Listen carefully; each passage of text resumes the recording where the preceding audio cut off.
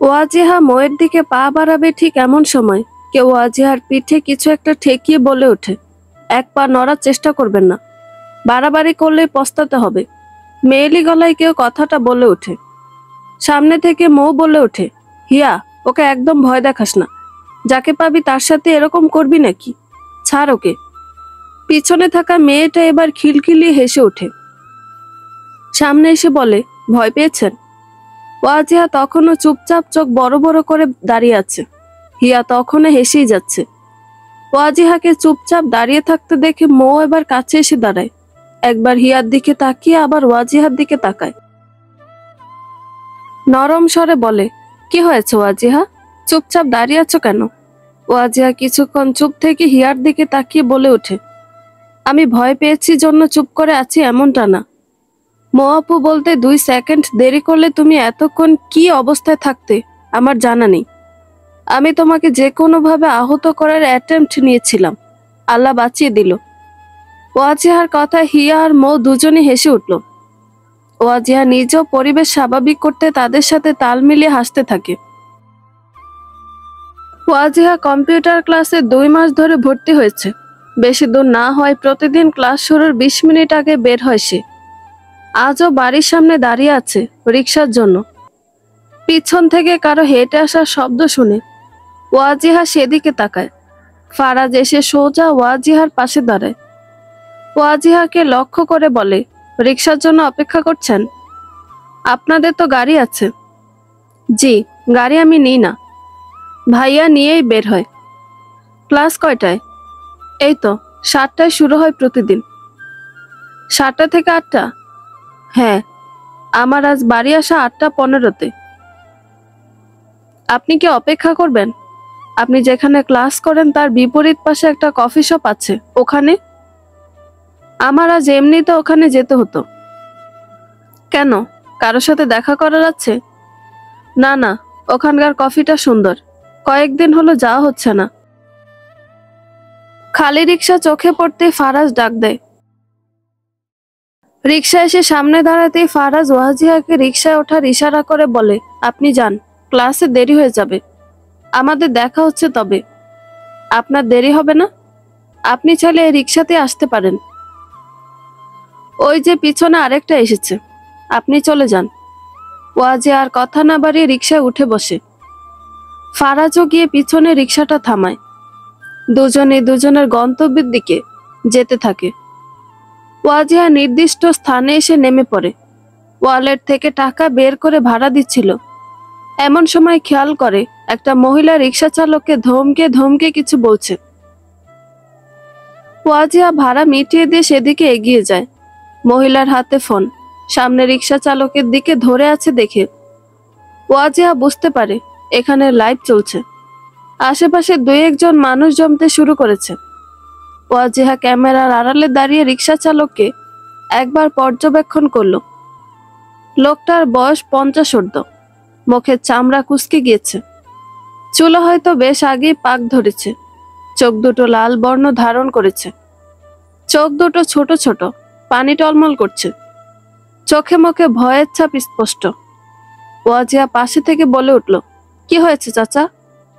লোকটা কাঁদো কাঁদো হয়ে ওয়াজিহার দিকে তাকিয়ে দেখল। বলল, মারে, গরিব হওয়ার চেয়ে ভিখারি হওয়া ভালো ছিল। মানুষের কাছে চাইলে ভিক্ষা তো অন্তত দিত। কথাটা শুনে যেন বুকের ভেতরটা জ্বলে পুড়ে যেতে থাকে ওয়াজিহার। ঠিক তখনই মহিলাটি ওয়াজিহাকে উদ্দেশ্য করে বলে, একদম গলে যাবেন না, এরা মানুষ দেখলে টাকা চাওয়া শুরু করে।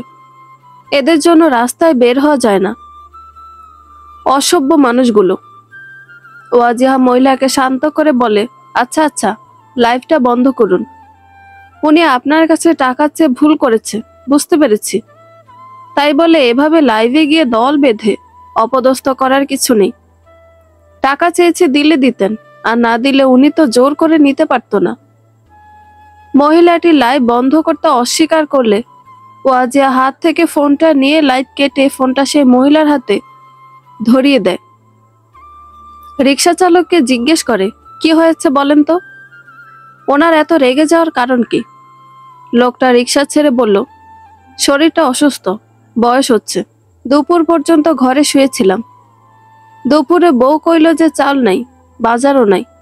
রিক্সা নিয়ে বের হয়েছি দুপুরে, 600 টাকা পাইছি। রিক্সা যেখান থেকে নিয়ে ওখানে ভাড়া দিতে হয় 500 টাকা, বাকি 100 টাকা দিয়ে কি করব? শরীর দুর্বল, এদিকে বাজার না নিয়ে গেলে না খেয়ে থাকতে হবে। ওনার ভাড়া 90 টাকা, আমি শুধু বলছিলাম 10 টাকা একটু বেশি দিতে, না দিলে না দিত, আমি তো কেড়ে নিতাম না টাকা। এভাবে মানুষের সামনে আমারে অপমান করলো। লোকটা কান্নায় ভেঙে পড়ল। মহিলাটি আরো কিছু কথা শুনে সেখান থেকে চলে গেল। লোকজনও ধীরে চলে যেতে থাকে।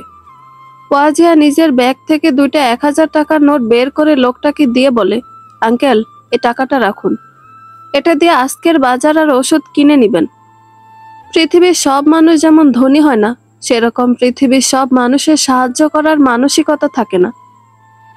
এদেশের মানুষ ব্যাংকে টাকা জমাবে, টাকার বিনিময়ে চাকরি নেবে, বিপদে পড়লে হাজার হাজার টাকা পুলিশের হাতে গুজে দেবে, কিন্তু কান্না করে খিদের কথা বললে কেউ ভাত দেবে না। অথচ এদেশে নাকি কোনো কিছুর অভাব নেই। লোকটাকে কোনো কথা বলার সুযোগ না দিয়ে ওয়াজিহা সেখান থেকে চলে যায়। লোকটা তাকিয়ে ওয়াজিহা চলে যাওয়া দেখতে থাকে। হাতের টাকাটা দেখে আবারও চোখের পানি ফেলে, 2 হাত তুলে আল্লাহর কাছে শুকরিয়া জানায়। ভেতর থেকে ওয়াজিহার জন্য দোয়া বেরিয়ে আসে। কম্পিউটার ক্লাস শেষ করে সবাই বের হয়েছিল 8টা 10-এ। ওয়াজিহার পরিচিত 2জন আবদার করে আজ 3 জন বসে আড্ডা দেবে। কিছু দূর গেলেই একটা হোটেল পাওয়া যায়। সে হোটেলটা বেশ পরিচিত, তাই তারা আগেই সিদ্ধান্ত নিয়েছিল সেখানে যাওয়ার। ওয়াজিহা প্রথমে রাজি না হলে তাদের দুজনে জোরাজোরিতে সেখানে যেতে হয়। ফারাজকে কথা দিয়ে কথা রাখতে না পারায় ভীষণ খারাপ লাগছিল তার। 3 জনের খাওয়া দাওয়া করে বের হতে হতে রাত 9:30 বেজে যায়। ওয়াজিহা আগেই ভাইকে জানিয়ে দিয়েছিল। 3 জন বের হওয়ার পর ওয়াজিহাকে একটা রিকশায় তুলে দিয়ে নিতু আর শিমলা আরেকটা রিকশা নিয়ে বাড়ির উদ্দেশ্যে রওনা দেয়। ওয়াজিহার খারাপ লাগছে ফারাজের জন্য। ব্যাগ থেকে ফারাজের ভিজিটিং কার্ডটা বের করে সেখানে থাকা নম্বরে কল দেয় সে। প্রথমবারে রিসিভ না হলে আবার কল দেয় ওয়াজিহা। দ্বিতীয়বারে কল রিসিভ হতে ওয়াজিহা বলে ওঠে, হ্যালো, আমি ওয়াজিহা বলছি। ওপাশ থেকে জবাব আসে, কোথায় আপনি, ঠিক আছেন তো? হ্যাঁ, আমি ঠিক আছি। আপনি কি বাসায় চলে গিয়েছেন? না, আমার সাথে যারা ক্লাস করে ওখানে 2টা মেয়ের সাথে ভালো বন্ধুত্ব হয়েছে।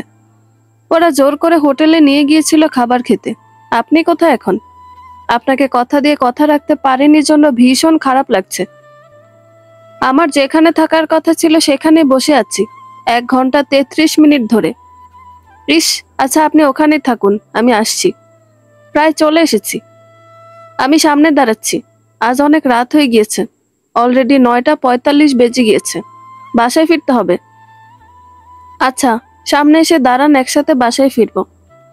7 মিনিটের মাথায় ওয়াজিয়া কফি শপের সামনে চলে আসে। ফারাজ বাহিরে দাঁড়িয়ে তার জন্য অপেক্ষা করছিল। ওয়াজিহাকে রিকশায় দেখতেই সেখানে এগিয়ে আসে। ওয়াজিহা রিকশার এক পাশে সরে বসে বলে, উঠে আসুন। 2 জন একসাথে সমস্যা হবে না? না, আসুন তো। ফারাজ রিকশায় উঠে বসে। 2 জনে এক রিকশায় বসলেও দুজনই ভেতরে ভেতরে বেশ অস্বস্তি বোধ করছে। দুজনেই কোনো কথা না বলে চুপচাপ বসে আছে। রিকশা চলছে।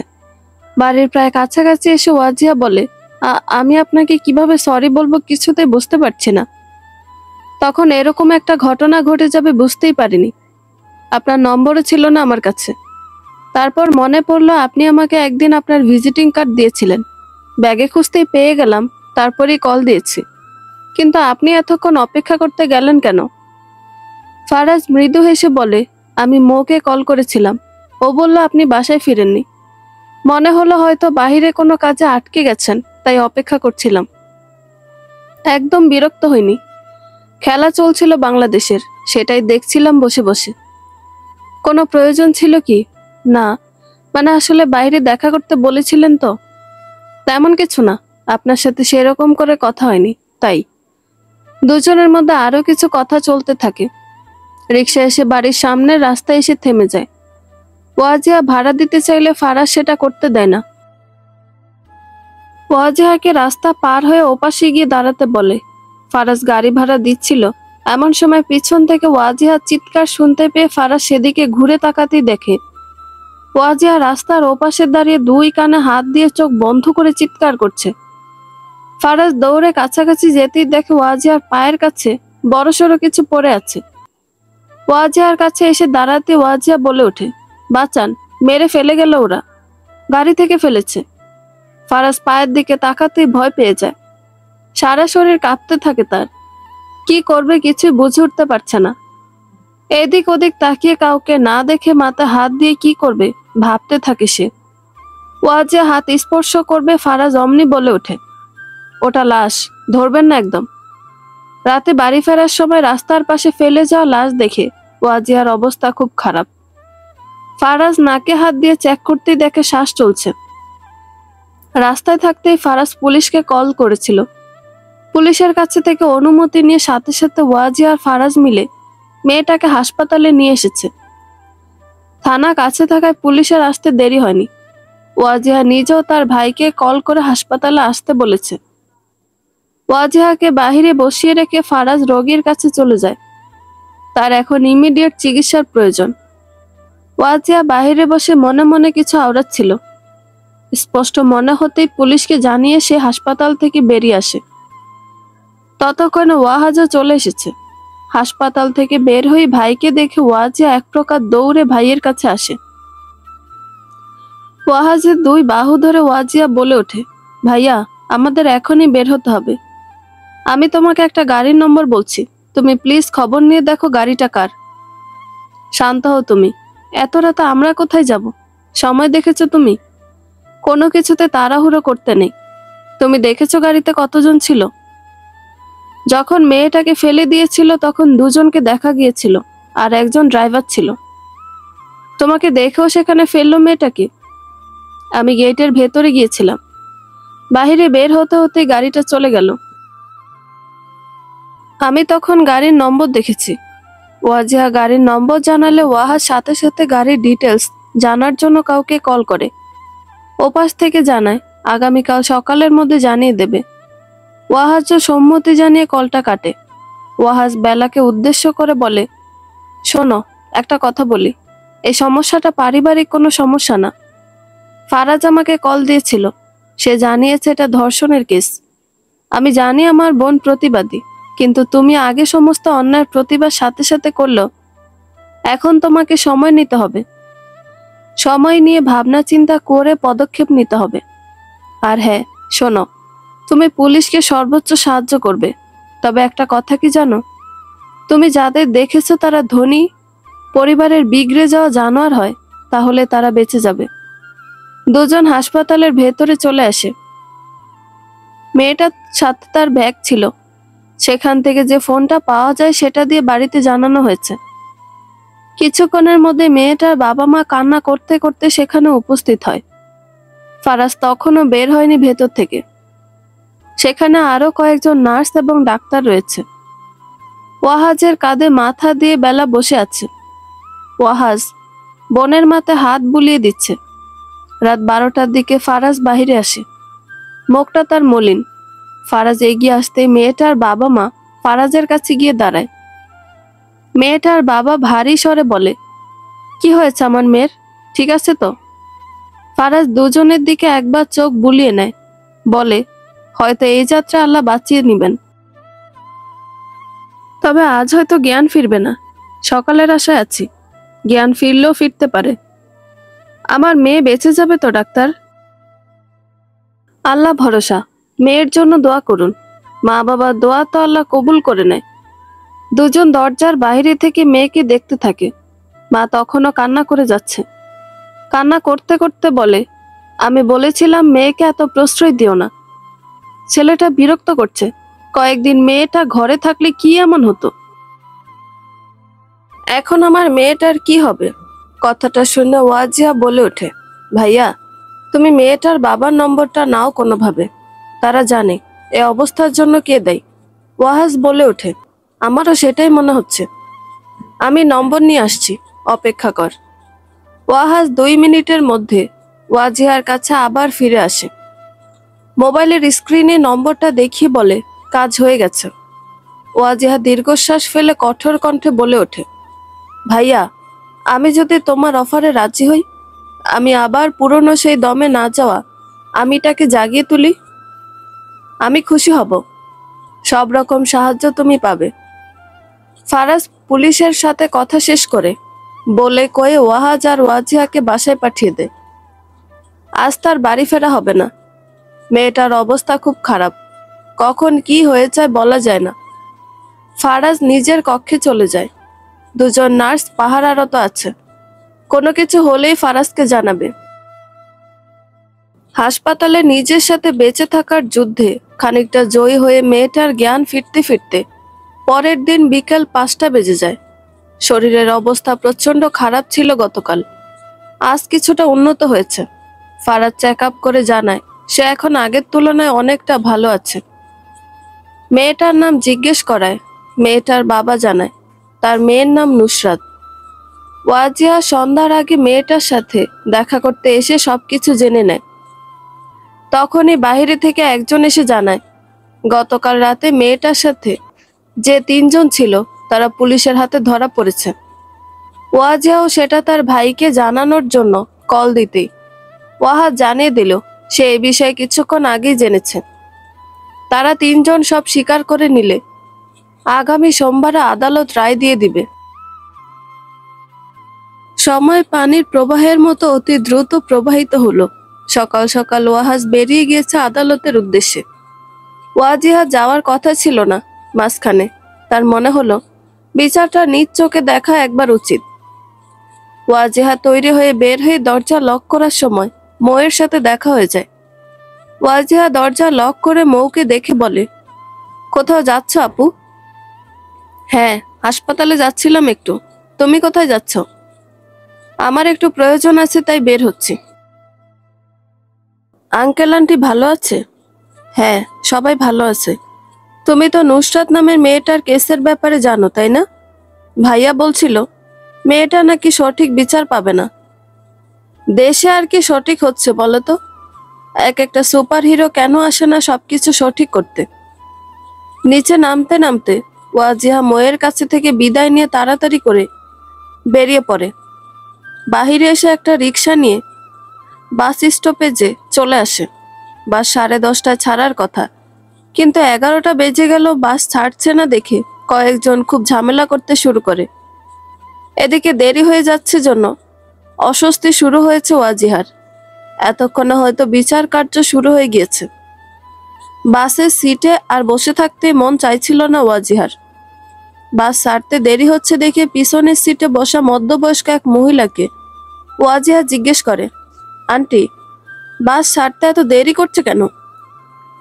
এখানে কোনো এক নেতার ছোট ভাই নাকি বাসে যাবে, তার আসতে দেরি হচ্ছে জন্য বাসও ছাড়ছে না। বিষয়টা একদমই ভালো লাগে না জন্য সিট থেকে উঠে ড্রাইভারকে নিজের সমস্যার কথা বলতে যাবে, তখনই বাইরে থেকে জানায় যার আসার কথা ছিল সে পৌঁছে গেছে। ওয়াজিহা চুপচাপ নিজের সিটে বসে যায়। 2 মিনিটের মাথায় কেউ এসে তার পাশে বসে। সাথের আরেকজন লোক আরেক সারির এক সিট পিছনে গিয়ে বসে। বাস ছেড়েছে প্রায় আধা ঘন্টা। ওয়াজিহার পাশে বসা লোকটা বারবার তার কাঁধে মাথা রাখছে। সে বারবার সরিয়ে দেওয়া সত্ত্বেও লোকটা বারবার সেটা করেই যাচ্ছে। ওয়াজিহা বেশ বুঝতে পারছে লোকটা ইচ্ছে করে এমন করছে, কারণ তার পাশে বসার পর থেকেই অন্যরকম করে আর চোখে দেখছিল তাকে। এখন ঘুমানোর অভিনয় করে বারবার ওয়াজিহাকে স্পর্শ করছে। ওয়াজিহা ব্যাগ থেকে সেফটি পিন বের করে বাম হাতে রেখে ডান হাত দিয়ে আবারও লোকটার মাথা উঠিয়ে দেয়। সেফটি পিনটা কাঁধে লাগিয়ে সেটা না আটকে ওভাবেই খুলে রাখে।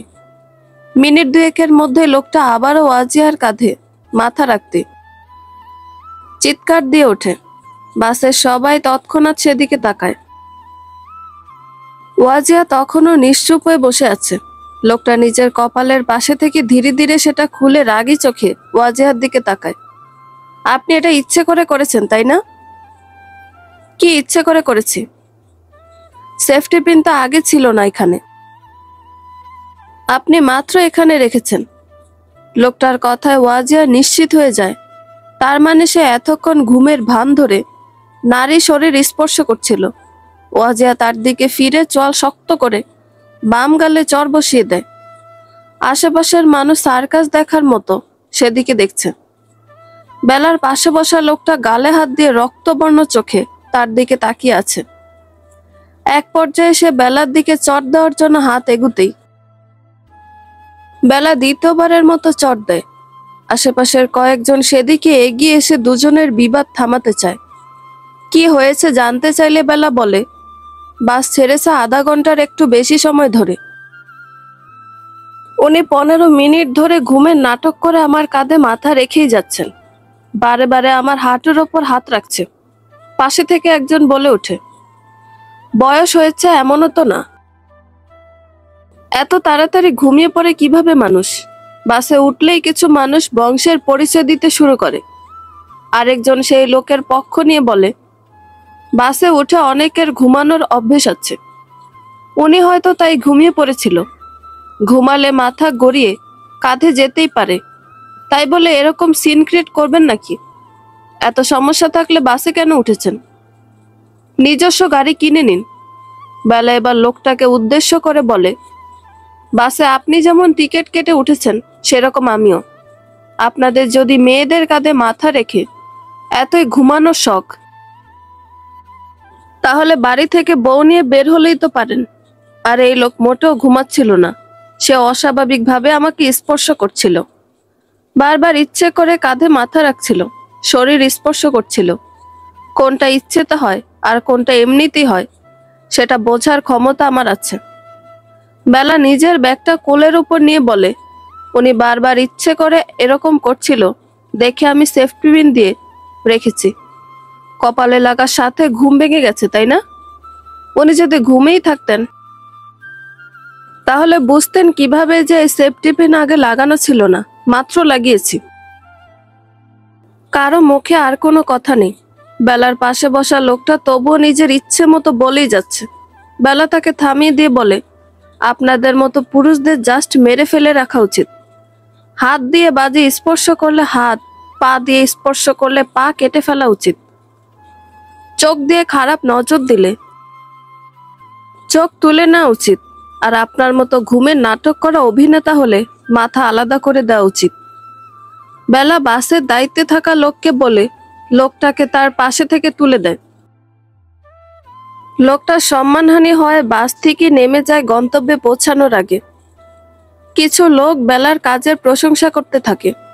বেলার পাশে এসে বসা মহিলাটি বেলার গালে হাত দিয়ে মৃদু হেসে বলে, ওয়েল ডান বেটি। বেলা আদালতে পৌঁছে ওয়াহাজকে কল করে কলে পাচ্ছিল না। বাহিরে রোদের মধ্যে দাঁড়িয়ে বারবার কল দিচ্ছিল বেলা। ওয়াহাজ তবুও কল রিসিভ করেনি। উপায় না পেয়ে বেলা ফারাজকে কল দেয়। রিং হতে ওপাশ থেকে কল রিসিভ হয়ে যায়। ফারাজ বলছেন, হ্যাঁ বলছি। রায় কত দূর? রায় শেষ। মানে এত তাড়াতাড়ি? হ্যাঁ। কোথায় আছেন? আমার ভাইয়া কোথায়? আপনার ভাইয়া রেগে এখান থেকে বেরিয়ে গিয়েছে, বাইরে কোথাও আছে হয়তো। কলে পাচ্ছি না ভাইয়াকে। আচ্ছা, কি হলো বিচারে? সবাই ছাড়া পেয়ে গেছে। কি কি বলছেন আপনি? হাসপাতাল থেকে রিপোর্ট চেঞ্জ করে দিয়েছে। এটা অ্যাক্সিডেন্ট কেস বলে চালিয়ে দেওয়া হয়েছে। টাকাওয়ালার কোনো বিচার হয় না। হাসপাতাল থেকে কিভাবে রিপোর্ট চেঞ্জ করে দেওয়া হয়? আর নুসরাতের বাবা মা? ওনারা কারোর সাথে কোনো কথা বলছেন না, হয়তো ভয় দেখানো হয়েছে। কোথায় আপনি? আমি এই তো মেইন গেটের পাশের আমতলায় দাঁড়িয়ে। ওখানে দাঁড়ান, আমি আসছি। বেলা 5 মিনিট ধরে এক জায়গাতেই চুপচাপ দাঁড়িয়ে আছে। এত বড় একটা অবিচার কিভাবে হতে পারে সেটাই ভাবছে সে। পাশেই ফারাজ দাঁড়িয়ে আছে। কিছুক্ষণ পর নুসরাত বাবা মা তাদের সামনে দিয়ে বেরিয়ে চলে গেল। একবার শুধু বেলার দিকে করুণ চোখে নুসরাতের বাবা তাকিয়েছিল। বেলা একটা চেয়ারে বসে পড়ে। একে একে সবাই বাইরে চলে আসছে। নুসরাতকে ধর্ষণ করা 3 জন ছেলেকে একসাথে দেখতে পায় বেলা। চেয়ার ছেড়ে দাঁড়িয়ে যায় সে। তিনজন ছেলের সাথে আরো কিছু লোক রয়েছে। পাশে থেকে একজন তিনজনের মধ্যে একজনকে বেলাকে দেখিয়ে বলে, ভাই এই মেয়ে। সাথে সাথে দাঁড়িয়ে যায় ছেলেটা। বেলার দিকে এগিয়ে গিয়ে গাল চুলকে হেসে বলে, তাহলে মিস, আমাদের আবার দেখা হচ্ছে। সেবারও আমিই জিতব। 5 মাসের মাথায় প্রাক্তন স্বামী ধ্রুবর কাছ থেকে ফোন কল পায় বেলা। এই সময়টাতে প্রাক্তন স্বামীর কল পাওয়া হয়তো খুব একটা অস্বাভাবিক কোনো ব্যাপার না। একটা সময় এসে ছেড়ে যাওয়া মানুষটা ঠিকই উপলব্ধি করতে পারে তার করা কাজটা ঠিক ছিল না। ফোন স্ক্রিনে ধ্রুব নামটা জ্বলজ্বল করছে। ইচ্ছে তো করছে ফোনটা রিসিভ করে গলাটা শুনতে, কিন্তু স্মৃতি যেন ধিক্কার জানাচ্ছে এরকম ইচ্ছেকে। স্ক্রিনের দিকে কিছুক্ষণ তাকিয়ে থাকলো বেলা। কল যতক্ষণ না কেটে গেল সে ততক্ষণ দেখতে লাগলো। কলটা কেটে গেলে ফোনটা উল্টো করে বিছানায় রেখে দিল সে। দরজা নক করা শব্দ পেয়ে বেলা গিয়ে দরজা খুলে দেয়। বাহিরে ওয়াহাজ দাঁড়িয়ে আছে। বেলা ভেতর থেকে বলে ওঠে, ভাইয়া কিছু বলবে? ভেতরে এসো। ওয়াহাজ ভেতরে এসে বিছানায় বসে মাথা নিচু করে বেলাকে বলে, আমি তোমাকে যা যা বলেছি সেগুলো তুমি ভুলে যাও। তোমাকে আমি আর এসবে জড়াতে দেব না। আমার এখন মনে হচ্ছে আমি কাজটা ঠিক করিনি। আমি এসবের সাথে জড়িয়েছিলাম, আমি শেষ পর্যন্ত থাকব। আর তাছাড়া এখানে কম মানুষ নেই। আমি আমার বোনকে বিপদে ফেলতে চাই না। বেলা চুপচাপ তার ভাইয়ের কথা শুনছিল। সে নিজেও প্রথম দিকে এসব থেকে বেরিয়ে আসতে চেয়েছিল। শ্বশুরবাড়িতে থাকতে শুধু তথ্য জোগাড় করে দিতে হতো তাকে, আর তার জন্য কিছু টাকা পেত সে। তার মনে হয় প্রতিটা মানুষের উচিত নিজের সাথে ঘটে যাওয়া অন্যায়ের শাস্তি দেওয়া, যেমন তার মা করেছিল। বেলা তার ভাইয়ের কাছে গিয়ে বসে নিজের দিকে তাকিয়ে বলে, ভাইয়া তোমার মনে আছে আম্মা যখন ছোট মায়ের ভাইকে শাস্তি দিয়েছিল তখন তুমি কত খুশি হয়েছিলে? আম্মাকে একা পেয়ে যখন ওই মামা আম্মার সাথে বাজে ব্যবহার করেছিল তখন কিন্তু আম্মা নিজেকে রক্ষা করেছিল। দা দিয়ে হাতের খানিকটা কেটে দিয়েছিল। তারপর ধীরে ধীরে যখন সবকিছু জানাজানি শুরু হলো, গ্রামের বেশিরভাগ মানুষই আম্মাকে দোষ দিতে শুরু করলো। তারপর কি হলো? আমাদের শৈশব নষ্ট করে আম্মা নিজে মরে গিয়ে বেঁচে গেল। আমার জীবনের প্রথম নারীকে হারিয়েছি। এখন আর তোকে হারাতে চাই না বোন।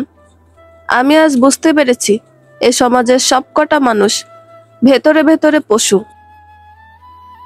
তাদের সাহায্য করলে ভালো, তবে সেটা কোনোভাবে তাদের মনের মতো না হলে আসল রূপ দেখা যায়। আমি নিজেই ভেবেছি আর দেশে থাকবো না। কি হয়েছে ভাইয়া, তুমি এরকম কেন বলছো? কিছু হয়নি, আমি ভেবেছি তোকে নিয়ে বাইরে চলে যাব। হঠাৎ এরকম চিন্তা ভাবনা কেন ভাইয়া? আজ যারা 3 জন শাস্তি না পেয়ে বেরিয়ে গেল তাদের আইনের মানুষই সাহায্য করেছে বের হতে। যাদের এত বিশ্বাস করে কাজ করছিলাম তারাই কিনা এভাবে বদলে গেল। যদি কখনো নিজে একা কিছু করতে পারি তাহলে করব। এই অন্ধকার জগতে তোকে কিছুতেই নিতে আসবো না আমি। ওয়াহাজ রুম থেকে বেরিয়ে যায়। ওয়াজিয়া স্বস্তির নিঃশ্বাস ফেলে। সে কখনোই ঝামেলায় জড়াতে চায়নি, তবে ঝামেলায় যদি জড়িয়ে যায় তাহলে সেটার মোকাবেলা অবশ্যই করা প্রয়োজন। রাতে খাওয়া দাওয়া শেষ করে প্রতিদিনের মতো ছাদে যায় বেলা। রেলিংয়ে ভর দিয়ে দাঁড়ায়। হাতের ফোনটা তৎক্ষণাৎ বেজে ওঠে। অপরিচিত নম্বর দেখে প্রথমে রিসিভ করবে না ভেবেও পরিচিত কেউ হতে পারে ভেবে কলটা রিসিভ করে সে। ওপাশ থেকে কোনো সাড়া শব্দ না পেয়ে নিজেই বলে ওঠে, আসসালামু আলাইকুম। কে বলছিলেন? ওপাশের ব্যক্তি তখনও নীরব দেখে বেলা আবারও বলে, চুপ করে আছেন কেন? কল দিয়েছেন কি মজা করার জন্য? আমি ফোন রাখছি। তড়িঘড়ি করে ওপাশে থেকে জবাব আসে, প্লিজ কল কেটো না। বেলা বুঝতে পারে এটা ধ্রুবর গলা। শক্ত গলায় বলে, কল দিয়েছেন কেন আপনি? তোমাকে খুব মিস করছিলাম বেলা। বিষয়টা হাস্যকর হয়ে গেল না? হয়তো হলো, তবুও সত্যি কথাটাই বললাম। তুমিও হয়তো চেয়েছিলে আমি তোমাকে কল করি, তার জন্য এখনো নম্বর চেঞ্জ করনি। লিসেন, এটা আমার ব্যবহার করা প্রথম নম্বর। সবার সাথে যোগাযোগ এই নম্বরে। আমার কোনো পিছুটার নেই, আপনার মতো পুরুষের জন্য তো একদমই না। দ্বিতীয়বার যোগাযোগ করার মতো ভুল আর করবেন না। বেলা, প্লিজ শোনো, যাকে ভালোবেসে বিয়ে করলেন তাকে দিয়ে চলছে না এখন? সে তো খুবই সুন্দরী। আপনি যা চেয়েছিলেন তাই হয়েছে। আপনার বউ ছিলাম তখন আমি, তাই আপনার ইচ্ছেটা পূরণ করেছি। এখন আমি আপনার কেউ না। আমি আপনাকে ওই সময়টা তো চেয়েছি যখন আপনার কেউ ছিল না। এমন একটা সময় এলো যখন আপনি ছাড়া আমার কেউ ছিল না, আপনি আমাকে ছুঁড়ে ফেলে দিলেন।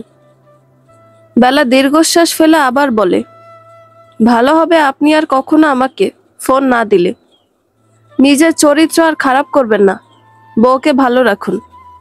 বেলা দেরি না করে কল কেটে ফোন বন্ধ করে ফেলে। খোলা আকাশের দিকে চেয়ে রবকে কিছু বলতে থাকে। পিছন থেকে কেউ ভারী গলায় বলে ওঠে, আপনি এখন ছাদে? বেলা পিছনে তাকিয়ে দেখে ফারাজ একপাশে দাঁড়িয়ে দাঁড়িয়ে সিগারেট খাচ্ছে। ব্রো বিস্তৃত করে বলল, আপনি সিগারেট খান? আপনি তো ডাক্তার, শরীরের বিষয়ে আপনার বেশি সচেতন থাকা উচিত। ডাক্তারও তো মানুষ। সিগারেট খাওয়া স্বাস্থ্যের পক্ষে ক্ষতিকর, জানেন না? কদিন পর দেখবেন স্ত্রী ছেলে মেয়ের দায়িত্ব নেওয়ার আগে শ্বাস নিতে পারছেন না। ফারাজ হাতে জ্বলন্ত সিগারেটের টুকরো অংশ রেলিংয়ে চেপে ঘষে আগুন নিভিয়ে দেয়। অন্ধকারে বেলাকে আবছায়া দেখা যাচ্ছে, সেদিকেই তাকিয়ে তাচ্ছিল্যের হাসি হাসে ফারাজ। রেলিংয়ে রাখা সিগারেটের প্যাকেট থেকে আরেকটা সিগারেট বের করে আগুন দিয়ে সেটা জ্বালিয়ে নেয়। আরো একবার সিগারেটের ঠোঁট ছুঁয়ে নেয় সে। ছাই হালকা ঝেড়ে ফেলে বলে ওঠে, নারী যে পুরুষের মস্তিষ্কের জন্য ক্ষতিকর সেটা কেউ বলে না কেন? বেলা একটা দীর্ঘশ্বাস ফেলে আকাশের দিকে তাকিয়ে বলে, কোনো কোনো পুরুষ যে নারীর জন্য স্বয়ং ক্যান্সারের ভূমিকা পালন করে সেটা জানেন? আমি, আপনি, আমরা যদি বিরোধিতা শুরু করি তাহলে শেষ হবে না। মোট কথা, মানুষ সঠিক না হলে সবকিছুই ভুল। আপনি আমার জন্য কতটুকু সঠিক? বেলা ফারাজের কথার অর্থটা আন্দাজ করতে পারে না। কিছুক্ষণ চুপ থেকে সেখান থেকে চলে আসবে এমন সময় ফারাজ আবার বলে ওঠে, বললেন না তো। বেলা থেমে যায়, পিছনে ঘুরে বলে, আপনার হয়তো আমার সামনে আসা উচিত না। নারী যে কোনো পুরুষের তাকানো দেখেও বুঝতে পারে সে কি বলতে চাইছে। আমি যতটুকু বুঝেছি ততটুকু বুঝে মনে হচ্ছে আমার সামনে আপনার আসা উচিত না। বুঝেও তাহলে কেন নিষেধ করছেন? আপনি একটা পুরুষের মনে শান্তি চান না? আপনাকে মাথায় রাখতে হবে আমি ডিভোর্সি। আমার 5 বছরের সংসার ছিল। আমি কাপুরুষ নই। মানে? ভালোবাসবো, হৃদয় পোড়াবো আর অতীত ভেবে পিছিয়ে যাব, এমন কাপুরুষ আমি নই। আমি আস্ত একটা বিশেষ শিশি।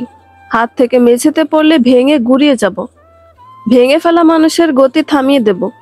ভালোবেসে কেউ গ্রহণ করলে বিষের মতো শিরা উপশিরায় পৌঁছে মৃত্যু ঘটাবো। বেলা দাঁড়ালো না, ছাদ থেকে নেমে সোজা নিজের রুমে চলে আসে। এতদিন একা একটু সময় পার করার জন্য ছাদে যেত সে। আজকের মতো ঘটনা যদি প্রতিদিন ঘটতে থাকে তবে শুধু ছাদ নয়, এই বাসাটা চেঞ্জ করতে হবে। জীবনে দ্বিতীয় পুরুষের আগমন সুখকর হয় না। বৃহস্পতিবার 2 ভাই বোন আজ বাসা পরিষ্কারের কাজে নেমেছিল। বেলা এ বাড়িতে আসার পর নিজেই সবকিছু করেছে এতদিনে। হঠাৎ কল আসে, ওয়াজ নিজের রুমে চলে যায়। কিছুক্ষণ পর এসে বেলার কাজ থামিয়ে দিয়ে বলে, এখন এসব রাখো, আর কিছু করতে হবে না। আমার সাথে তোমার বের হতে হবে। বেলা হাতে ঝাড়ু রেখে বলে, কোথায় যেতে হবে? পাসপোর্ট অফিসে। আজই? হ্যাঁ, আগামীকাল সাপ্তাহিক ছুটির দিন। আমার বন্ধু কল করেছিল, এখনই যেতে বলল। ঠিক আছে, আমি তাহলে রেডি হয়ে নি। বেলা ময়লাগুলো উঠিয়ে রেখে নিজের রুমের দিকে যাবে। ঠিক তখনই ওয়াহাজ বেলাকে ডেকে বলে, তোমার কোনো আপত্তি নেই তো? পরে যেন না শুনি যে আমি জোর করে তোমাকে বাইরের দেশে পড়তে পাঠিয়েছি। আর এখনই তো সব বলা যাচ্ছে না, আগামী সপ্তাহে জানতে পারবে সবকিছু। সব ব্যবস্থা আগে তাড়াতাড়ি করতে হবে। বেলা কিছুক্ষণ নীরব থেকে আবার বলে, ভাইয়া, আমি নিজে থেকে করছি সবকিছু। আমার একবার বিয়ে হয়েছিল, ডিভোর্স হয়েছে জন্য ঘরের এক কোণায় পড়ে থাকবো না, আমি কখনোই মনে করি না ডিভোর্স হয় আমার কোনো অন্যায় হয়েছে। আমি ওখানে আমার পড়াশোনা শেষ করে আবার দেশে ফিরব। আর ফারাজ? ওয়াহাজের কথায় চমকে যায় বেলা। ভ্রু বিস্তৃত করে তাকায় ওয়াহাজের দিকে। ফারাজের কথা তো ওয়াহাজের জানার কথা না। বেলা এ বাসায় আসার কয়েকদিনের মধ্যেই বুঝেছিল ফারাজ তাকে পছন্দ করা শুরু করেছে। যতটা সম্ভব হয়েছে সে ফারাজকে এড়িয়ে চলার চেষ্টা করেছে। ফারাজ যেদিন তাকে রেস্টুরেন্টে অপেক্ষা করতে বলেছিল সেদিনই বেলা আন্দাজ করেছিল যে ফারাজ হয়তো তাকে পছন্দ করে, সেই কথাটাই জানাবে। বেলাও এটা ভেবেই রাজি হয়েছিল যে সে না করে দেবে। ফারাজকে বোঝাবে সবকিছু সহজ হয় না। বেলাকে চুপ থাকতে দেখে ওয়াহাজ বলে ওঠে, আমি চাই না ফারাজের বাড়ির সবাই বলুক তুমি তাদের ছেলেকে ফাঁসিয়েছ। আর তার চেয়ে বড় কথা, নুসরাতের কেসের ওই 3 জনের মধ্যে একজনকে বাড়ির সামনের বাজারে দেখেছি। হয়তো তোমার খোঁজে আসা যাওয়া করছে তারা এদিকে। আমি কোনো রকম সমস্যায় তোমাকে জড়াতে চাই না। তোমার জীবন যে ঝামেলাবিহীন চলে তার ব্যবস্থা করছি আমি। বেলা মাথা নিচু করে বলে, ওনাকে নিয়ে আমার তো কোনো চিন্তা ভাবনা নেই ভাইয়া। উনি সেদিন। বেলাকে কথা শেষ করতে না দিয়ে ওয়াহাজ বলে ওঠে, আমি সবকিছু দেখে নেব, যাও তাড়াতাড়ি তৈরি হয়ে নাও, অনেক কাজ বাকি আমার। বেলার কথা না বাড়িয়ে নিজের রুমে চলে যায়। বেলা জানে তার ভাই একবার তাড়াতাড়ি তৈরি হতে বললে সেটা তাড়াতাড়ি করতে হবে, দেরি হলে বারবার তাড়া দিতে থাকবে। দুপুর 2:30। মৌ বেলাদের দরজার বাইরে থেকে কলিং বেল বাজাচ্ছিল। দরজা না খোলায় চেক করে দেখে দরজা লক করা আছে। সকাল থেকে তার মন খারাপ। বেলাকে কল দিয়ে কোনোভাবেই পায়নি সে। ওয়াহাজকেও কল দিয়ে লাভ হয়নি। ফিরে যাবে এমন সময় সিঁড়ি থেকে বেলার গলা শুনতে পায় মৌ। তাকিয়ে দেখে বেলা আর ওয়াহাজ বাইরে থেকে আসছে। মৌকে বাহিরে দেখে বেলা এগিয়ে গিয়ে বলে, কি ব্যাপার আপু, বাহিরে কেন? ওয়াহাজের দিকে একবার দেখে আবার বেলার দিকে ফিরে বলে, সকাল থেকে তোমাকে কল করছিলাম। বেলা মৃদু হেসে বলে, ভুল করে ফোনটা বাসায় রেখে গিয়েছিলাম, একটু তাড়াহুড়োয় বের হতে হয়েছিল। কেন, কোথায় গিয়েছিলে তোমরা? পাসপোর্ট অফিসে গিয়েছিলাম। সত্যি সত্যি তাহলে দেশ ছাড়ছ? বেলা একটা দীর্ঘ নিঃশ্বাস ফেলে বলে, হ্যাঁ ছাড়ছি, ছাড়তে হচ্ছে তো। মৌ তাচ্ছিলের হাসি হেসে বলে, তুমি দেশ ছাড়ছ আর আমি বাড়ি ছাড়ছি, দারুণ না? বেলা একবার ভাইকে দেখে নিয়ে ভাঙা ভাঙা শব্দে মৌকে বলে, তো তুমি বাড়ি ছাড়ছ মানে? আমাকে আজ দেখতে আসবে বেলা, 1 ঘন্টার মধ্যে চলে আসবে, বাড়িতে আয়োজন চলছে। কথাটা বলে ওয়াহাজের দিকে তাকায় মৌ। ওয়াহাজ কিছু না বলে দরজা আনলক করে ভেতরে চলে যায়। মৌ আর বেলা তখনও সেখানে দাঁড়িয়ে। মৌ নিজের ফ্ল্যাটের দিকে যেতে যেতে বলে, তোমার ভাইয়া আমাকে একটুও বুঝতে পারল না। আমাকে নিয়ে একটু ভাবলে কি ক্ষতি হতো তার? বেলা পিছন থেকে মৌয়ের হাত ধরে থামিয়ে দিয়ে বলে, চলো, তুমি আজ ভাইয়ার সাথে কথা বলবে। না ওয়াজিহা, নিজে মুখ ফুটে এসব আর কিভাবে বলি? বললে তো এতদিনে বলতামই। ওয়াহাজ শার্টের বোতাম খুলছিল, এমন সময় দরজায় নক করার শব্দ পেতেই খোলা বোতামটা আবার আটকে নেয় সে। দরজা খুলে দেখে বাহিরে বেলা দাঁড়িয়ে। কি হয়েছে জিজ্ঞেস করতেই বেলা বলে ওঠে, ভাইয়া আর কত, মেয়েটা তোমাকে প্রচন্ড ভালোবাসে। তোমার উচিত আঙ্কেলের সাথে কথা বলা। ভালোবাসার মানুষকে হারিয়ে যেতে দিতে নেই ভাইয়া, সব মানুষ ছেড়েও যেতে চায় না। তোমার উচিত মৌ আপুকে আপু থেকে আমার ভাবি করে দেওয়া, এটাই সঠিক সময়। আমার এসবে জড়াতে একদম ভালো লাগছে না। সে যদি আমাকে পছন্দই করতো তাহলে একবার বলতে তো পারতো, তাই না? আমাকে সে পছন্দ করে এরকম কিছুই তো আমি কখনো দেখিনি বা শুনিনি। তাছাড়া আমিও তাকে নিয়ে এরকম কিছু ভাবিনি। এবার ভাবো, তুমি এখন আঙ্কেলকে বলবে ছেলেপক্ষ যেন রওনা না করে। পাগলামি করবে না ওয়াজিহা। আমাকে বাহিরে পাঠাতে চাইছো না, ধরো এটাই তার সত্য। আমি কোনো শর্তে তোমাকে বাইরে পাঠাচ্ছি না। বেলা ওয়াহাজের দুই বাহু ধরে আবদারের স্বরে বলে, প্লিজ ভাইয়া।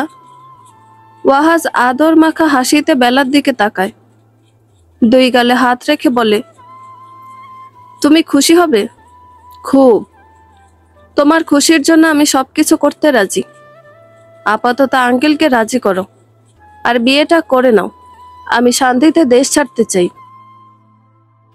বেলা ঠেলে ঠুলে ওয়াহাজকে মৌদের বাসায় নিয়ে এসেছে। ফ্ল্যাটে ঢুকে হাতের বাম পাশে রান্নাঘর। মৌ আর ফাহমিদা বেগম রান্নাঘরে রান্না করছিল। ওয়াহাজ আর বেলাকে দেখে তাড়াতাড়ি করে রান্নাঘর থেকে বেরিয়ে আসেন উনি। মৌকে ডেকে বসার ব্যবস্থা করতে বলে। বেলা মৃদু হেসে বলে, আন্টি, এত ব্যস্ত হতে হবে না। আপনি তো রান্না করছিলেন হয়তো। হ্যাঁ মা, আর বলো না, মৌকে দেখতে আসবে। কিছুক্ষণ আগে কল করে বলল ওদের সাথে ছেলের বোনের আসার কথা। মেয়ের আসতে দেরি হচ্ছে, 5টার দিকে আসবে হয়তো। ওয়াহাজকে উদ্দেশ্য করে বলে, তুমি এই বাসে আসবে এটা তো ভাবাও বোকামি। আজ কি মনে করে আসলে তুমি? ফ্ল্যাট ভাড়া করে রেখেছো 3 বছর, মাঝে মাঝে এসে থেকেছ, কিন্তু এখানে তো আসোইনি। ওয়াহাজ কি বলবে বুঝতে পারছে না। এমন একটা দিনে নিজের বিয়ের কথা বলতে এসে নিজেও বিপদে পড়ে যাচ্ছে। অপমান করে বের করে দেয় নাকি সেটাও ভাববার বিষয়। আজকের দিনে এসব বললে অপমান করে বের করে দেওয়া অসম্ভব কিছু না। ওয়াহাজকে চুপ করে থাকতে দেখে বাম হাতের কনুই দিয়ে ধাক্কা দেয় বেলা। ওয়াহাজ সাথে সাথে বলে ওঠে, আঙ্কেল কোথায় আন্টি? ফাহমিদা বেগম রুমটা দেখিয়ে দেয়। মৌ এতক্ষণে রুমের বাহিরে এসে দূরে দাঁড়িয়ে আছে। বেলা তার দিকে তাকাতে ইশারায় জানতে চায়, কি হচ্ছে এখানে? বেলাও মৃদু হেসে ওয়াহাজকে নিয়ে মৌয়ের বাবার কাছে চলে যায়। ওয়াহাজ দরজায় দাঁড়িয়ে সালাম দিলে বই থেকে মুখ তুলে উচ্ছ্বসিত হয়ে ওয়াহাজকে ভেতরে আসার অনুমতি দেয়। বইটা পাশে রাখতে রাখতে বলে, আরে ওয়াহাজ যে, তা বাবা, আজ কি পথ ভুল করে এসেছো নাকি? আসো আসো, এখানে এসে বসো। ওয়াহাজ একবার বেলার দিকে তাকায়, ইশারায় তাকেও আসতে বলে। মৌয়ের বাবার পাশে গিয়ে বসে। কিছুক্ষণ আলাপচারিতা চলতে থাকে। দুজনের কথা চলছে, বেলা পাশে বসে বসে অপেক্ষা করছে ওয়াহাজ কখন আসল কথাটা বলবে। বেলা পাশে বসে থেকে ওয়াহাজকে বারবার ইশারায় কথাটা বলতে বলছে, অথচ ওয়াহাজ সেটা কিছুতেই বলতে পারছে না। বেলা আর অপেক্ষা করতে না পেরে নিজেই বলে ওঠে, আঙ্কেল, মৌ আপুকে যারা দেখতে আসছে তাদের নিষেধ করে দেন। আমি আর ভাইয়া মৌ আপুর বিয়ের প্রস্তাব নিয়ে এসেছি। মৌ আপুকে আমি ভাবি বানাতে চাই। আমার ভাইয়াকে তো আপনারা চিনেনি, তার কোনো খারাপ অভ্যেস নেই। ওয়াজ ভাইয়া মৌ আপুর জন্য একদম পারফেক্ট। আমার ভাইয়ের মতো ছেলে আপনি সারা বাংলাদেশ তন্ন তন্ন করে খুঁজলেও পাবেন না। এক নিঃশ্বাসে কথাগুলো বলে থামে বেলা। ওয়াহাজ আর সামনে বসা মৌয়ের বাবা এক পলকে বেলার দিকে তাকিয়ে আছে। বেলাও তাদের দুজনের দিকে বারবার তাকাচ্ছে, মনে হচ্ছে সে যেন কি না কি বলে ফেলেছে। হঠাৎ ফোনটা বেজে উঠতে যেন বেলা হাফ ছেড়ে বাঁচে। আমার কল এসেছে, আমি আসছি, তোমরা কথা বলো বলে ফোনের দিকে তাকাতেই চমকে যায় বেলা। হঠাৎ এতদিন পর এই মানুষটা ফোন কোনোভাবেই আশা করেনি সে। বাহিরে যাওয়ার উদ্দেশ্যে উঠে দাঁড়ায় সে। সেদিন প্রাক্তন স্বামীর কল, আর আজ প্রাক্তন ননদের কল পেয়ে কোনো এক অজানা ভয়ে বুকটা কাঁপছে বেলার। অতীতের সবকিছু শেষ করে এসেছে সে, তবুও যেন ওরা পিছু ছাড়ছে না। তবে কি সিমটা দেশ ছাড়ার আগে আরো একবার চেঞ্জ করতে হবে? বাহিরে এসে কলটা রিসিভ করে বেলা। ওপাশ থেকে শান্ত শিষ্ট গলায় রিমি বলে ওঠে, কেমন আছেন ভাবি? বেলা এপাশ ওপাশ তাকিয়ে দেখে বলে, কল দিয়েছেন কেন? আপনার সাথে কথা বলতে ইচ্ছে করলো। আমি এত ভালো মানুষ হলাম কবে থেকে আমার সাথে কথা বলতে ইচ্ছে করছে? আমি কি ভুল শুনছি? প্লিজ ভাবি। নতুন ভাবি ভালোবাসছে না? এত ভালোবাসায় অপছন্দ করা পুরনো প্রাক্তন ভাবিকে মনে পড়ছে? আমার মতো ভালোবাসছে সে। সবাই তো নিশ্চয়ই খুব ভালো আছেন। এই ভালো সময়ে খারাপ মানুষকে মনে করার কারণ কি? দেখাতে চাইছেন যে আপনারা খুব ভালো আছেন? ভাবি, ভুল বুঝছেন। সঠিক আমি তোমাদের আর কোনোদিনই ভাবতে পারবো না রিমি। আমাকে নেক্সট টাইম কল করিও না, কখনো না। আপনাকে ছাড়া আমরা ভালো নেই, সবকিছু অন্যরকম হয়ে গেছে। কোনো কিছু আমাদের ইচ্ছে মতো হয় না। সবকিছুর ভার আল্লাহর উপর ছেড়ে দিয়েছিলাম। বিচার মানুষ করলে তো ফাঁক ফোকর দিয়ে বেঁচে যাওয়ার সম্ভাবনা থাকে, কিন্তু আল্লাহ ছেড়ে দেন না। গুনে গুনে সবকিছুর ফল তোমরা পাবে। পাচ্ছি তো ভাবি। আপনি কি ফিরে আসতে পারবেন? আমি নিজে ভাইয়ার সাথে কথা বলবো। একদিন নতুন ভাবির জন্য তুমি কত কিছু করেছিলে, কত আনন্দ করছিলে আমি চলে আসবো শুনে। আহা, আর আজ কি না আমাকে ফিরতে বলছো? সবকিছু এত সহজ ভাবো কেন? সবকিছু এত সহজ ভাবলে পস্তাতে হবে খুব। উনি কোনো কাজ করে না বাসার, সব কাজ আমাকে আর আম্মাকে করতে হয়। তবুও সারাক্ষণ খারাপ ব্যবহার করতেই থাকে। ভাইয়াকেও ছাড়ে না, কথায় কথায় বলে আমাকে প্রথমজন পাওনি, আমি এখানেই মাটি কামড়ে থাকবো, সবাইকে দেখে নেব। বেলা তপ্ত নিঃশ্বাস ফেলে। এসব তার একদমই শুনতে ইচ্ছে করছে না। ওপাশে রিমি কথা বলেই যাচ্ছে। অতীত বারবার ফিরে আসতে চাইছে, যেটা বেলার কিছুতেই পছন্দ হচ্ছে না। বেলা রিমিকে থামিয়ে দিয়ে বলে ওঠে, শোনো রিমি, তোমাদের যা ইচ্ছে হয় তোমরা করো, তবে এভাবে আমাকে আর কখনো কল করবে না। আমি ভাই কোনোভাবেই চাই না যে আমার অতীত আমার কাছে ফিরে আসুক। যে থুতু ফেলেছি সেটা আর আমি কোনোভাবেই ফিরিয়ে নিতে পারবো না। তোমরা দুই ভাই বোন আমাকে ডিস্টার্ব করা বন্ধ করো।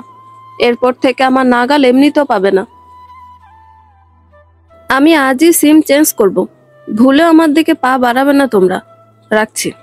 ভাবি, আমি তোমার ভাবি নই রিমি। আমাকে ক্ষমা করে দেওয়া যায় না? সবাইকে ক্ষমা করতে নেই। সবাইকে ক্ষমা করে দিলে নিজের ওপর অবিচার করা হবে। বেলা রুমে এসে দেখে ওয়াহাজ চুপচাপ বসে আছে। মোয়ের বাবা মুহিব আহসান বারান্দায় দাঁড়িয়ে কারোর সাথে কথা বলছেন। বেলা ধীর পায়ে ওয়াহাজের পাশে গিয়ে বসে। বেলাকে দেখে ওয়াহাজ বলে, এতক্ষণ লাগলো আসতে? আমাকে একা রেখে যাওয়ার কোনো মানেই হয় না ওয়াজিহা। এসব ছাড়ো, আঙ্কেল কি বলল? তোমার শ্বশুর হতে রাজি হয়েছে? ওয়াহাজ বারান্দায় তাকে ইশারা করে বলে, অন্য কারো শ্বশুর হবে না জন্য কল করে মৌকে যারা দেখতে আসতে চেয়েছিল তাদের নিষেধ করে দিচ্ছে। প্রথম দিকে একটা ধমক দিয়েছে। বেলা অবাক হয়ে জিজ্ঞেস করে, কাকে? তোমাকে? হ্যাঁ। আল্লাহ, কেন? আজকে বলতে এসেছি তাই। তুমি চলে যাওয়ার পর আমি চুপ করে বসে আছি, আর উনি বলে উঠলেন, ছেলেদের কেন মুখ ফুটবে না? আজকের দিনে চিপায় পড়ে বলতে আসছো? এর আগে কি করছো? এমন তো না যে আমার মেয়েকে আজই পছন্দ হয়েছে তোমার। কিছুক্ষণ পর মুহিব আহসান বারান্দা থেকে রুমে এলেন। ফোনটা পাঞ্জাবির পকেটে রাখতে রাখতে বললেন, নেহাত তুমি আমার ভীষণ পছন্দের জন্য আমার আরেক রূপ দেখলে না। তুমি ছেলে খারাপ হলে সোজা আমার মেয়ের সাথে বিয়ের প্রস্তাব দেওয়ার দায়ে বাসা থেকে বের করে দিতাম। ওয়াহাজ মাথা চুলকাতে চুলকাতে বলল, বিয়ে হলে এমনি তো আপনার বাসায় থাকবো না আঙ্কেল। কি বলছো? বউ নিয়ে শ্বশুর বাড়ি থাকবো? ঝগড়া লাগলে আপনার মেয়ে বাপের বাড়ি যেতে পারবে না। আমি তার রাগ ভাঙিয়ে বাসায়ও নিয়ে আসতে পারবো না। কি একটা মুশকিল হয়ে যাবে না বলেন? আমি বিয়েতে রাজি হলাম না, আর তুমি বিয়ের আগে ঝগড়ার কথা বলছো? কি ছেলে তুমি? পাশে থেকে বেলা বলে ওঠে, আঙ্কেল, আপনি নিশ্চয়ই বিয়ের আগে ঝগড়ার কথা বলেননি, তাই বলে কি আন্টির সাথে আপনার ঝগড়া হয় না? ভাইয়া তো ঠিকই বলেছে, রাগ করে বাপের বাড়ি না গেলে কি ভালো লাগে নাকি? তোমাদের চুপচাপ স্বভাবের বাহিরে কথায় হারানোর আরেকটা স্বভাব আছে, সেটা জানতাম না তো। মুহিব আহসান কথাটা বলেই নিজের জায়গায় বসে মৌকে ডাকলেন, তার ইচ্ছে আছে কিনা। মৌকে ডাকার সাথে সাথে মৌ নিজের রুম থেকে বের হয়ে বাবার কাছে আসবে। তখনই ফাহমিদা বেগম এগিয়ে এসে মেয়েকে বলেন, কি হচ্ছে ভেতরে বলতো? কি নিয়ে কথা বলছে এতক্ষণ ওরা? তোর বাবা বাহিরেও আসছে না। আমার তো ওদিকে যেতে ভয় করছে। চা করেছি, নিয়ে যা তুই। ঠিক আছে, দাও। মৌ চা নিয়ে দরজায় নক করতেই মুহিব আহসান ভেতরে যাওয়ার অনুমতি দিলেন। সবাইকে চা দিয়ে দাঁড়াতেই মুহিব আহসান মেয়েকে প্রশ্ন করেন, ওয়াহাজকে তোমার কেমন লাগে? বাবার এমন প্রশ্নে বেশ ঘাবড়ে যায় মৌ। বেলার দিকে অসহায় চোখে তাকায় সে। বেলা মুচকি হেসে মাথা উপর নিচ ঝাঁকিয়ে ভালো খবরের আভাস দেয়। মৌকে চুপ থাকতে দেখে মুহিব আহসান আবার বলে ওঠেন, ওয়াহাজ ছেলে হিসেবে খারাপ না। তোমারও বিয়ে আসছে অনেক দিন ধরে। আমি তোমার জন্য ওয়াহাজকে পছন্দ করেছি। আমার মনে হয় তোমার কোনো আপত্তি থাকার কথা না। তবুও যদি কিছু বলার থাকে তাহলে বলতে পারো। মৌ মাথা নিচু করে বলে, বাবা, তুমি যা ভালো মনে করবা সেটাই হবে। আমার কোনো কিছুতেই আপত্তি নেই। বেলা সহাস্য মুখে বলে ওঠে, আজ যাদের আসার কথা ছিল ওই পক্ষের ছেলের সাথে বিয়ে হলো, আপত্তি নেই? মৌ কিছু না বলে বাবার দিকে তাকিয়ে আবার বেলার দিকে তাকায়। মুখে কিছু বলতে না পারলেও চোখ দিয়ে যেন অনেক কিছু বুঝিয়ে দিচ্ছে, যার অর্থ এখনই চুপ করবে, আর একটা কথাও না। বেশি কথা বললে অবস্থা খারাপ করে দেব। ওয়াহা সকাল সকাল কোনো একটা কাজে বেরিয়েছে। নাস্তা করার পর বেলাকে বলে বেরিয়েছে সে। এদিকে মৌ বাসায় হাজির। আজ সে বিয়ের কেনাকাটা করতে যাবে। অনেক বলে ফারাজকে রাজি করিয়েছে সে। এ বাসায় এসে দেখে ওয়াহাজ বাসায় নেই। ফারাজকে বাহিরে বসিয়ে রেখে মৌ বেলার রুমে চলে যায়। তোমার ভাইয়া তো বাহিরেই আছে, ওনাকে কল দিয়ে ডেকে নেব, চলো। তুমি না গেলে আমার একদমই ভালো লাগবে না। ভাইয়াও কিছু বুঝবে না কেনাকাটায়, সেফটির জন্য তাকে নিয়ে যাচ্ছি। বেলা ওয়াহাজের ফোনে কল দিতে দিতে বলে, ভাইয়া কল রিসিভ করছে না, তাকে না জানিয়ে বাইরে যাই কিভাবে? ফারাজ ভাইয়া তো আছে, কোনো সমস্যা হবে না। কিন্তু ওনাকে বলো আমার সাথে গেলে আমি সেটা সুযোগ নিয়ে ওনাকে বিয়ের প্রপোজাল দেব না, বা জোর করে কাজী অফিসে নিয়ে যাব না। আমাকে যে ধরনের ছেলে ভাবছে আমি সেরকম ছেলে নই। দরজার বাইরে দাঁড়িয়ে কথাগুলো বলে ফারাজ। মৌ আর বেলা একসাথে বাহিরে তাকায়। বেলা আমতা আমতা করে বলে, আপনি এরকম করবেন আমি সেটা কখন বললাম? তাহলে তৈরি হয়ে নিন, আমি সুযোগকে কাজে লাগাবো না।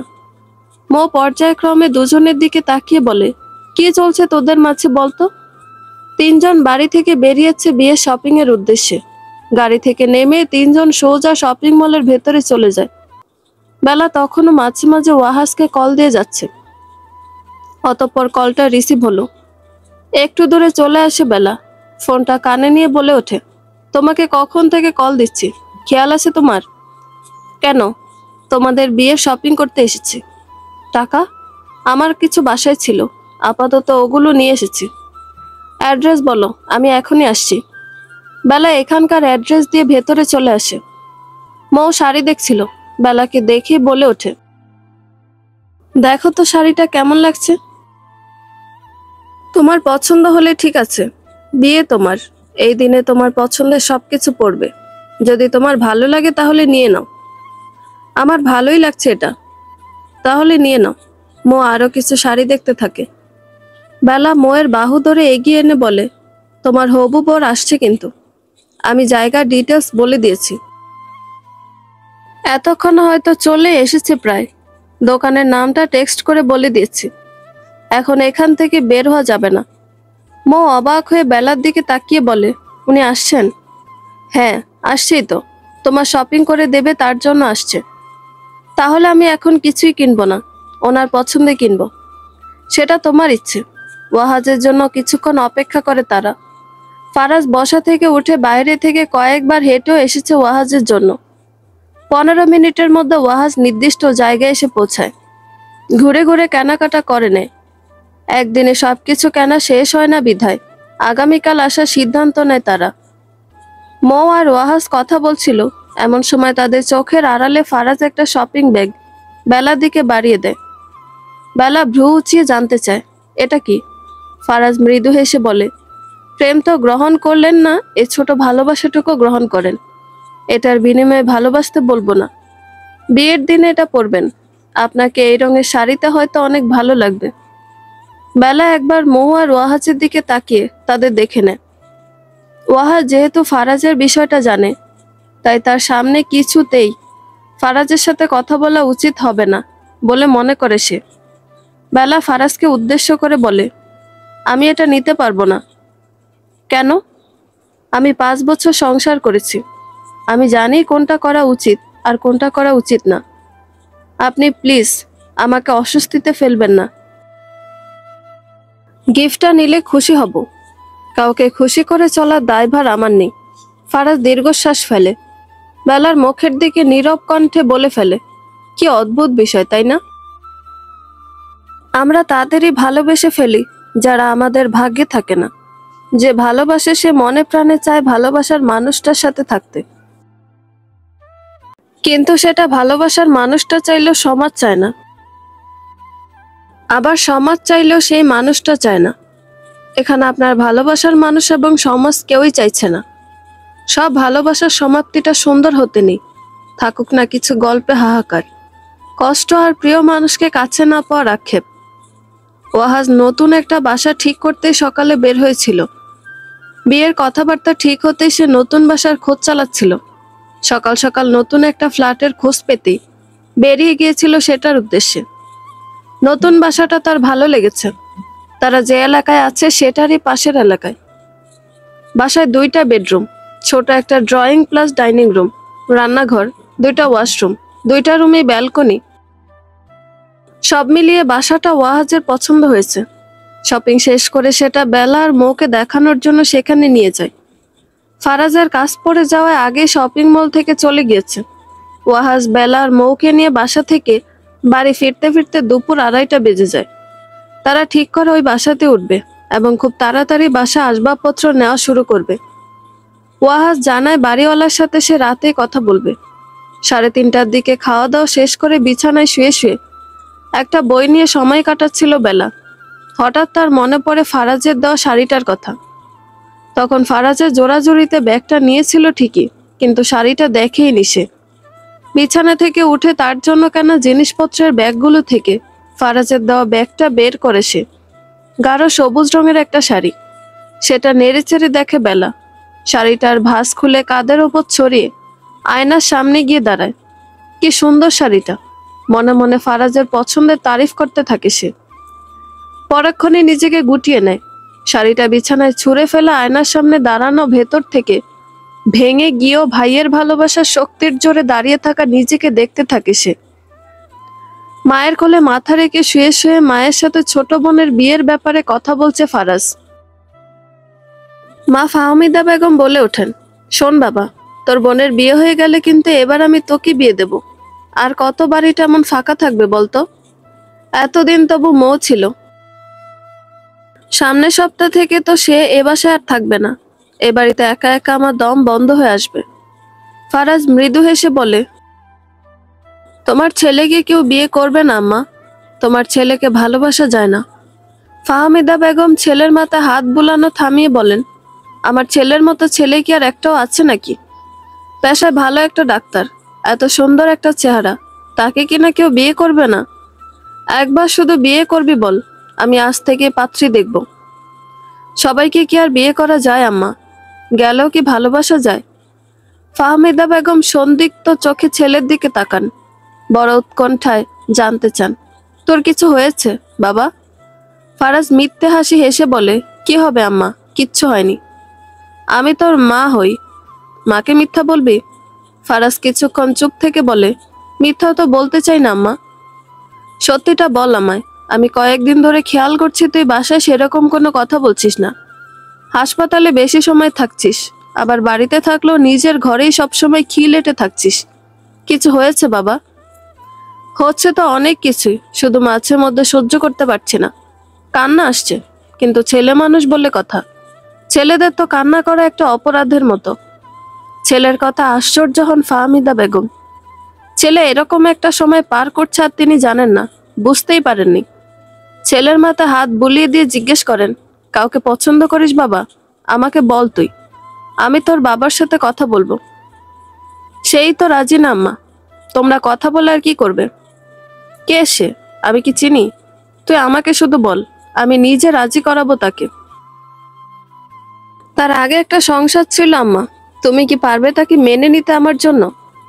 এসব কেমন কথা ফারাজ? তুই যেমন তোর জন্য সেরকম মেয়েই প্রয়োজন। তুই কেন ওরকম কোনো মেয়েকে বিয়ে করতে চাইছিস? আমি ভালোবাসি তাকে আম্মা, তুমি তো জানোই তোমার ছেলেকে। প্রথম দেখাতেই ভালো লেগে গেল, তার সাথে এ বিষয়ে জোর আমি করতে পারিনি কখনো। একবার জানিয়েছি, কিন্তু সে না করে দিয়েছে। এতগুলো দিন পরে সে বুঝতে পারছি আমার চাওয়াটাই ভুল। হ্যাঁ, এসব মন থেকে দূর করে দাও। অসম্ভব কিছু মনে জায়গা দিও না। আমার ভালো থাকা এখন স্বপ্ন, দূরত্ব বেড়েই চলেছে। আমি আর ভালো থাকা যেন 2 মেরুর বাসিন্দা। ফাহমিদা বেগম কিছু একটা আন্দাজ করতে পেরেছেন হয়তো, কিন্তু তিনি এ বিষয়ে কথা না এগিয়ে ছেলেকে একটা কথাই বললেন, বোনের বিয়েতে মনোযোগ দাও ফারাজ। বোনের বিয়েতে সমস্যা হতে পারে এরকম কিছু করার কথা মাথাতেও এনো না। ফারাজ উঠে বসে মায়ের 2 হাত নিজের হাতের মুঠোয় নিয়ে বলে, আমি আর কি করব, দেখি ভাগ্যে কি আছে বলে মায়ের রুম থেকে বেরিয়ে নিজের রুম থেকে ওয়ালেট নিয়ে বেরিয়ে পড়ে বাহিরের উদ্দেশ্যে। 2 দিন হলো নতুন বাসা গোছগাছ শুরু করেছে বেলা আর ওয়াহাজ। এ বাসার প্রায় সব প্রয়োজনীয় জিনিসপত্র নতুন বাসায় নেওয়া হয়েছে। বেলা ওয়াহাজের সাথে গিয়ে একটু একটু করে সাজিয়ে রেখে এসেছে। আজ কিছু জিনিসপত্র কিনতে হবে জন্য ওয়াহাজ বেলাকে তার সাথে বের হতে বলেছে। জিনিসগুলো মূলত মৌ কিনতে বলেছে। তার পছন্দের একটা ডেকোরেশন করা রুমের ছবি দিয়ে বলেছে তাদের রুমটা যেন সেভাবে সাজানো হয়। আপাতত কিছুটা এরকম হলেই হয়ে যাবে, আর বাকিটা পরে সে সাজিয়ে নিবে। বেলাকে সবকিছু ডিটেলস জানিয়ে দিয়েছে সে। ওয়াহাজকে কিছু বলার সাহস তার এখনো হয়ে ওঠেনি। ওয়াহাজ কয়েকবার জানতে চেয়েছে তার কোনো পছন্দ আছে কিনা রুম ডেকোরেট করার জন্য। মৌ বারবার জানিয়েছে ওয়াহাজের পছন্দ মতো ডেকোরেট করলেই হবে। ওয়াহাজের আড়ালে বেলাকে সে নিজের পছন্দের কথা জানিয়েছে। বেলাও নিজের হবু নতুন ভাবির কথা মতো রুম সাজাতে জিনিসপত্র কিনতে বের হবে। বাসা থেকে রেডি হয়ে বের হয় সে। ওয়াহাজ কিছুক্ষণ আগেই কল করে বের হয়ে রাস্তার সামনে দাঁড়াতে বলেছে। বেলা বাসা থেকে বের হয়ে রাস্তার সামনে এসে দাঁড়ায়। রাস্তার 2 পাশে তাকিয়ে বারবার দেখতে থাকে ওয়াহাজ আসছে কিনা। আসছে না দেখে বেলা ওয়াহাজকে কল করে। রিং হতে রিসিভ হয়ে যায় ওপাশ থেকে। বেলা আবারও রাস্তার দিকে তাকিয়ে বলে, কোথায় ভাইয়া? এই তো প্রায় চলে এসেছি, জাস্ট 2 মিনিট অপেক্ষা করো। বের হয়েছ? হ্যাঁ, আমি তো তাড়াতাড়ি করে বের হয়ে গেটের বাহিরে দাঁড়িয়ে আছি। আচ্ছা থাকো, আমি আসছি। বেলা কল কেটে আবার ফোনেই ডুবে যায়। সেখানেই দাঁড়িয়ে ফোন ঘাটাঘাটি করতে থাকে। মেসেঞ্জারে মেসেজ আসতে সেখানে গিয়ে দেখে মৌ টেক্সট করেছে। 2টো শাড়ির ছবি দেখিয়ে জানতে চেয়েছে কোনটা বেশি সুন্দর। বেলা ভালো করে ছবি 2টা দেখে জানায় হালকা গোলাপি রঙের শাড়িটা সুন্দর। সাথে সাথে ওপাশ থেকে মেসেজ আসে, তাহলে তোমার জন্য আমি এটা নিচ্ছি। বেলা বুঝতে পারেনি শাড়িটা মৌ তার জন্যই কিনবে বলে পছন্দ করিয়েছে। সে তৎক্ষণাৎ রিপ্লাই করে, আমার অনেক শাড়ি আছে, আর সেদিন তো কেন হলো, আমার আর শাড়ি লাগবে না। ওপাশ থেকে আর রেসপন্স পেল না সে। ফোনটা হাতে রেখে সামনের দিকে তাকাতেই বাইকে দুজনকে দেখে ছানা ভরা হয়ে যায়। একটা শিশি থেকে তরল জাতীয় কিছু তার দিকে ছুড়ে দেয় তারা। সাথে সাথে পেছন থেকে কেউ উল্টো দিকে টেনে নেয় বেলাকে। হাতে সেই তরলের কিছু অংশ ছিটে পড়তে বেলা চিৎকার দিয়ে বলে ওঠে, আহ, আমার হাত জ্বলে গেল গো। রফিক চাচা তাড়াহুড়ো করে বেলাকে ধরে নেয়।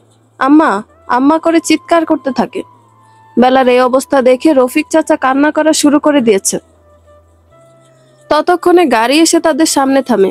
দুজনকে এভাবে দেখে ওয়াহাজ তাড়াতাড়ি করে গাড়ি থেকে নেমে আসে। কি হয়েছে রফিক চাচা? দেখেন না, ওয়াজিহা আম্মারে 2টা ছেলে অ্যাসিড মেরে পালাইছে। ওয়াহাজ বেলার দিকে তাকিয়ে দেখে বেলা চোখ বন্ধ করে কষ্ট সহ্য করার চেষ্টা করছে। ওয়াহাজ পকেট থেকে টাকা বের করে রফিক চাচার হাতে দিয়ে বলে, বড় দেখে 2টা পানির বোতল নিয়ে এসে গাড়িতে বসবেন। আমি ওয়াজিহাকে পিছনের সিটে বসিয়ে দিচ্ছি। অনবরত পানি ঢালবেন, জলদি যান। রফিক চাচা সেখানে আর দেরি না করে দোকানের দিকে দৌড়ে চলে যায়। ওয়াহাজ তাড়াতাড়ি করে বেলাকে গাড়িতে উঠিয়ে বসিয়ে দেয়। মাথায় হাত বুলিয়ে বুকের সাথে নিয়ে বলে, কিচ্ছু হবে না বোন, আর একটু সহ্য করো, সবকিছু ঠিক হয়ে যাবে। রফিক চাচা পানি নিয়ে চলে আসলে বেলার পাশে বসে হাতে পানি ঢালতে বলে নিজে ড্রাইভিং সিটে চলে যায়। এক হাত দিয়ে ড্রাইভ করা শুরু করে অন্য হাত দিয়ে ফোনটা বের করে ফারাজকে কল দেয়। ফারাজের অফ টাইম থাকায় তাড়াতাড়ি কল রিসিভ করতে সক্ষম হয়। ওয়াহাজ জলদি বলে ওঠে, ফারাজ, ওয়াজিহাকে কেউ বা কারা যেন অ্যাসিড নিক্ষেপ করেছে। মুখ তো বেঁচে গিয়েছে, তবে ছিটে ফোঁটা হাতে লেগেছে। তুমি ব্যস্ত থাকলেও একটু তাড়াতাড়ি শেষ করে ওয়াজিহার জন্য ফ্রি হয়ে যাও প্লিজ। 5 মিনিটের মধ্যে চলে আসছি আমরা। বেলাকে হাসপাতালে নিয়ে আসার সাথে সাথে পর্যাপ্ত চিকিৎসা দেওয়া হয়েছে। হাসপাতাল থেকে জানানো হয়েছে একটা দিন অন্তত এখানে রাখতে হবে সম্পূর্ণ চিকিৎসার জন্য। আগামীকাল সকালে চলে যেতে পারবে।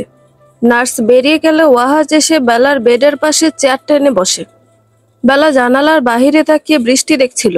ওয়াহাজের উপস্থিতিতে তার দিকে তাকায়। ওয়াহাজ বেলার উদ্দেশ্যে বলে, কারা ছিল? কাদের এত বড় সাহস হলো তোমার সাথে এরকম করার? নুসরাতের কেসের ওই 3টা ছেলের মধ্যে 2জন। আমি তোমার জন্য অপেক্ষায় দাঁড়িয়েছিলাম। তখনই 2জন বাইকে করে যেতে যেতে এরকম করেছে। রফিক চাচা উল্টো দিকে টেনে না নিলে এসিড এসে আমার মুখে পড়তো।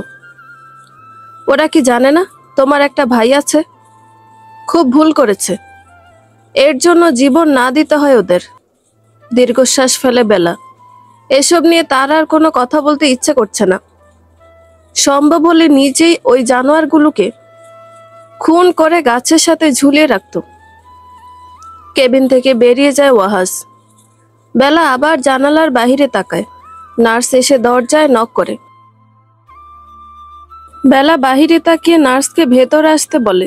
নার্স হাতটা ভালো করে দেখে বলে, হাতের জন্য কি খুব কষ্ট হচ্ছে? বেলা আনমনে বলে ওঠে, পৃথিবীতে সবচেয়ে কষ্টের জিনিস কি জানেন?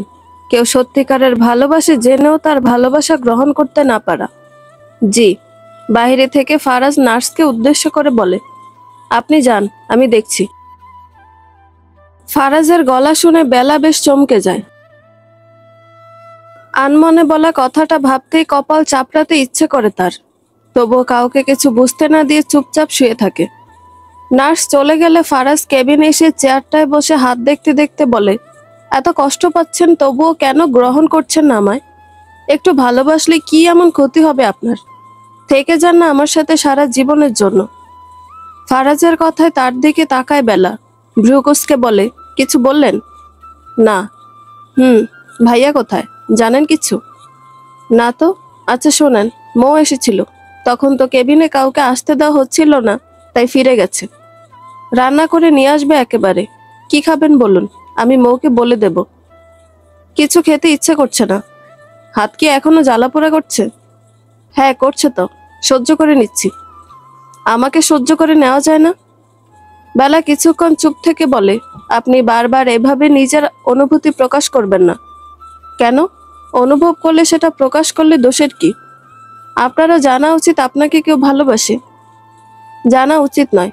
আমি যে জীবন পার করেছি সেটার পর তো একদমই নয়। যে ভালোবাসা সময়ের সাথে বিলীন হয়ে যায়, সে ভালোবাসা আমার প্রয়োজন নেই। আমার জীবন আমার ভাই ছাড়া আর কোনো পুরুষ আসতে পারবে না। সব পুরুষ আমার জন্য নিষিদ্ধ। আশা করছি আপনি পরবর্তীতে এসব আমাকে বলবেন না। আমাদের 2 পরিবারের মধ্যে একটা ভালো সম্পর্ক আছে এবং নতুন একটা সম্পর্ক তৈরি হতে যাচ্ছে, সেদিকে আপনার খেয়াল রাখা উচিত। ফারাজ আর কিছু না বলে কেবিন থেকে বেরিয়ে যায়। যেখানে ফলাফল শূন্য সেখানে রচনা লিখে জানালেও কোনো লাভ হয় না। হাসপাতালে একটা দিন কেটে গিয়েছে। ওয়াহাজ সারাদিন বোনের আশেপাশে থেকেছে আজ। গত রাত 1টার দিকে সে হাসপাতালে বেলার কেবিনে এসেছে। হাসপাতালের গেট 10টার দিকে বন্ধ হয়ে যায় বিধায় সে ফারাজের সাথে দারোয়ানের কথা বলিয়ে ভেতরে ঢুকেছে। রাতে বোনের কাছেই ছিল সে। সকালে মৌ রফিক চাচার কাছে খাবার পাঠিয়ে দিয়েছিল। জিনিসপত্র গুছিয়ে বেলাকে রেডি করা হয়েছে বাড়ি নিয়ে যাওয়ার জন্য। হাসপাতালের সব কাজ শেষ করা হয়েছে। চলে যাওয়ার আগে ফারাজ রুমে আসে। ওষুধপত্র সব ঠিক আছে কিনা দেখে নেয়। ওয়াহাজ ওষুধগুলো হাতে নিতে নিতে বলে, আর কোনো সমস্যা হবে না তো? ফারাজ বেলার হাতটা আরেকবার দেখে বলে, কোনো সমস্যা হওয়ার কথা না। হাতে যতটুকু লেগেছিল তার কার্যকারিতা কমে গেছে। এখন ওটা একটু সাবধানে রাখলেই হবে। দেখা যাবে আগামীকালই একদম ঠিক হয়ে যাবে, কিন্তু দাগটা যাবে না। দাগ উঠাতে চাইলে অনেক পরে চিকিৎসা নিতে হবে। না না, দাগ উঠানো লাগবে না, এমনি ঠিক হয়ে গেলেই হবে। ঠিক হয়ে যাবে ইনশাল্লাহ। এখন তো আমাদের ওখানেই যাবেন, তাই তো? হ্যাঁ, পরশু নতুন বাসায় আসবো। আচ্ছা, এখানে আর দেরি না করি, সাবধানে থেকো। আমরা আসছি। ওয়াহাজ বেলাকে মৌয়ের কাছে রেখে বাইরে বেরিয়েছে। সারা বেলা মৌ বেলাকে দেখে রেখেছে। বেলা নিজ হাতে কিছু খেতে পারছে না। মৌ নিজেই বেলাকে খাইয়ে দিয়েছে। মৌয়ের মাও বেলার খুব যত্ন করছেন। বিকেল থেকে বেলাকে রেখে ওয়াহাজ বাইরে গেছে। রাতের খাবারের সময় হয়ে যাওয়াও সে এসে পৌঁছায়নি। রাতের খাবারের সময় হয়ে গেলে মৌ খাবারের প্লেট রুমে নিয়ে চলে আসে। বেলা শুয়ে শুয়ে বই পড়ছিল। মৌ এসে ডেকে তুলে বসিয়ে দেয়। অনেক রাত হয়ে গেছে, জলদি খেয়ে নাও। আমাকে চামচ দিতে আপু? বাম হাতে চামচ দিয়ে খেতাম। কেন? আমি খাইয়ে দিচ্ছি, মজা লাগছে না? না সেটা না, তুমি সে বিকেল থেকে কষ্ট করছো আমার জন্য। কোনো কষ্টই না। আর কতদিনই বা তোমাকে এভাবে ভালোবাসতে পারবো বলো তো? আমার বিয়ের পরেই তো তুমি চলে যাচ্ছ আমাদের সবাইকে ছেড়ে। মৌ বেলাকে খাইয়ে দিতে থাকে। খাওয়ানো যখন শেষের দিকে, তখন বেলাকে নিম্নস্বরে বলে ওঠে, ফারাজ ভাইয়া কাউকে পছন্দ করে, সে নাকি ডিভোর্সি। ভাইয়া কি তোমাকে পছন্দ করে? তোমাকে বলেছে কিছু? মৌয়ের কথায় যেন খাবার গলায় আটকে যায়। মৌ সাথে সাথে পানির গ্লাস এগিয়ে দেয়। বেলা তাড়াতাড়ি করে পানিটা খেয়ে নেয়। গ্লাসটা রেখে ক্ষীণ গলায় বলে, না, উনি আমায় কিছু বলেননি। আমাকে কেন পছন্দ করবেন? নিজের ভালো তো পাগলেও বোঝে। আম্মা সন্দেহ করেছে ভাইয়া তোমাকে পছন্দ করে। এ বিষয়ে আম্মা কথা বলতে পারছিল না, তাই বলল তোমার থেকে শুনতে। না, এরকম কিছুই না। ভাইয়া কিছুদিন ধরে নিয়মিত থেকে অনিয়মিত হয়ে গেছে। সিগারেট বেশি খাচ্ছে, বাড়িতে থাকছেই না বলতে গেলে। আম্মার সাথে ওর গলায় গলায় ভাব, অথচ তার সাথেও কথা বলছে না। খাওয়া দাওয়া ঠিক মতো করছে না। সবচেয়ে বড় কথা হচ্ছে, আমি সেদিন ওর রুমে গিয়েছিলাম, দেখি বারান্দায় দাঁড়িয়ে সিগারেট খাচ্ছে আর চোখের পানি মুছছে। ভাইয়া খুবই ইন্ট্রোভার্ট, কাউকে কিচ্ছু বলে না। বেলা চুপ হয়ে যায়। একটা মানুষ তাকে ভালোবেসে এত কষ্ট পাচ্ছে, অথচ সে কিছুই করতে পারবে না। যে মানুষগুলো তাকে পছন্দ করছে, তারা যখন জানবে ফারাজের পছন্দ করা মেয়েটা সে নিজেই, তাহলে সম্পর্কগুলো খেয়েই হারাবে। বেলাকে চুপ থাকতে দেখে মো আবার বলে ওঠে, তোমাকে যেহেতু বলেনি তাহলে হয়তো তুমি নও, বাহিরের কেউ হয়তো। তুমি হলে তো আমাকে অন্তত তোমার কথা বলতো। বেলা মাথা ঝাঁকিয়ে সম্মতি জানায়। মৌ বলে, তুমি বলো এটা কি আসলেই মেনে নেওয়া যায় যে ভাইয়া এত ভালো একটা অবস্থানে আছে, আর সেই কিনা একটা ডিভোর্সি মেয়েকে বিয়ে করতে চায়? বেলা স্বাভাবিক গলায় বলে ওঠে, বাদ দাও তো ওসব। তোমার ভাইয়া ঠিক হয়ে যাবে, এখন ওসব চিন্তা না করে বিয়েতে মন দাও। দরজার বাইরে থেকে ফাহমিদা বেগম জানান, ওয়াহাজ চলে এসেছে। উনি ওয়াহাজের জন্য খাবার আলাদা করে বেড়ে রেখেছিলেন। বাসায় ফিরে যাওয়ার সময় ফাহমিদা বেগম সেটা ওয়াহাজের হাতে ধরিয়ে দিয়ে বলেন, এখানে তোমার জন্য খাবার আছে। ওয়াজিহা মা খেয়েছে, এগুলো তুমি ফ্রেশ হয়ে খেয়ে নিও। এই কয়েকদিন তোমাদের আর রান্না করে খেতে হবে না, আমি খাবার পাঠিয়ে দেব। ওয়াহাজ মৃদু হেসে বলে, না আন্টি, আপনাকে এত কষ্ট করতে হবে না। ওয়াজিয়ার হাতে সমস্যা তো কি হয়েছে, আমি তো আছি। আমরা দুই ভাই বোন ঠিক কোনো ব্যবস্থা করে নেব। এখানে কি সমস্যা বাবা? এখন আত্মীয়রা আসতে শুরু করবে, আমি চাই না এটা নিয়ে কোনো কথা হোক। আর আমরা কাল পরশু নতুন বাসায় শিফট হব, আপনি এসব নিয়ে চিন্তা করবেন না। আপনার মেয়েকে রান্না করে খাওয়ানোর সামর্থ্য আমার আছে। আসছি। মৌ নিজের রুমে দরজায় দাঁড়িয়ে ওয়াহাজের শেষ কথায় হাসতে থাকে। মাকে বলে, আম্মা, বিয়ের পর আমার আর রান্না করে খেতে হবে না। ওয়াহাজ আজ বেলাকে রুমে দরজা খুলে ঘুমোতে বলেছে। কখন কি বিপদ হয় বলা তো যায় না। বেলা নিজের রুমে শুয়েছিল। ওয়াহাজ খাওয়া দাওয়া শেষ করে বেলার রুমে আসে। টেবিলের ওপর ফোন বাজতে দেখে বলে, ফোন বাজছে টের পাওনি? বেলা ওয়াহাজের দিকে তাকিয়ে বলে, কে কল দিয়েছে? ওয়াহাজ টেবিলের ওপর থেকে ফোনটা হাতে নিয়ে স্ক্রিনের দিকে তাকাতেই মেজাজ খারাপ হয়ে যায়। ধ্রুবর নম্বর সেখানে জল করছে। ওয়াহাজ চোয়াল শক্ত করে বলে, ধ্রুব কেন কল করছে? তুমি সিম চেঞ্জ করনি? বেলা মাথা ঝাঁকিয়ে বলে, না, ও বাড়ির কেউ কেউ কয়েকদিন পর পরই কল দেয়। তুমি রিসিভ করো? একদিন করেছিলাম, আর করিনি। আমি আজই তোমার সিম চেঞ্জ করে দেব। কলটা এবার ওয়াহাজ রিসিভ করে। নম্বর ধ্রুবর হলো। ওপাশ থেকে মহিলার গলা ভেসে আসে। ওয়াহাজ চোয়াল শক্ত করে বলে, হ্যালো, কে বলছেন? ওপাশ থেকে ধ্রুবর স্ত্রী বলে ওঠে, এটা কার নম্বর? বেলার না? হ্যাঁ, কেন? আপনি কে? ওর ভাই। আপনার বোনকে বলে দিন আমার স্বামীর সাথে যেন কোনো প্রকার কথা না বলে।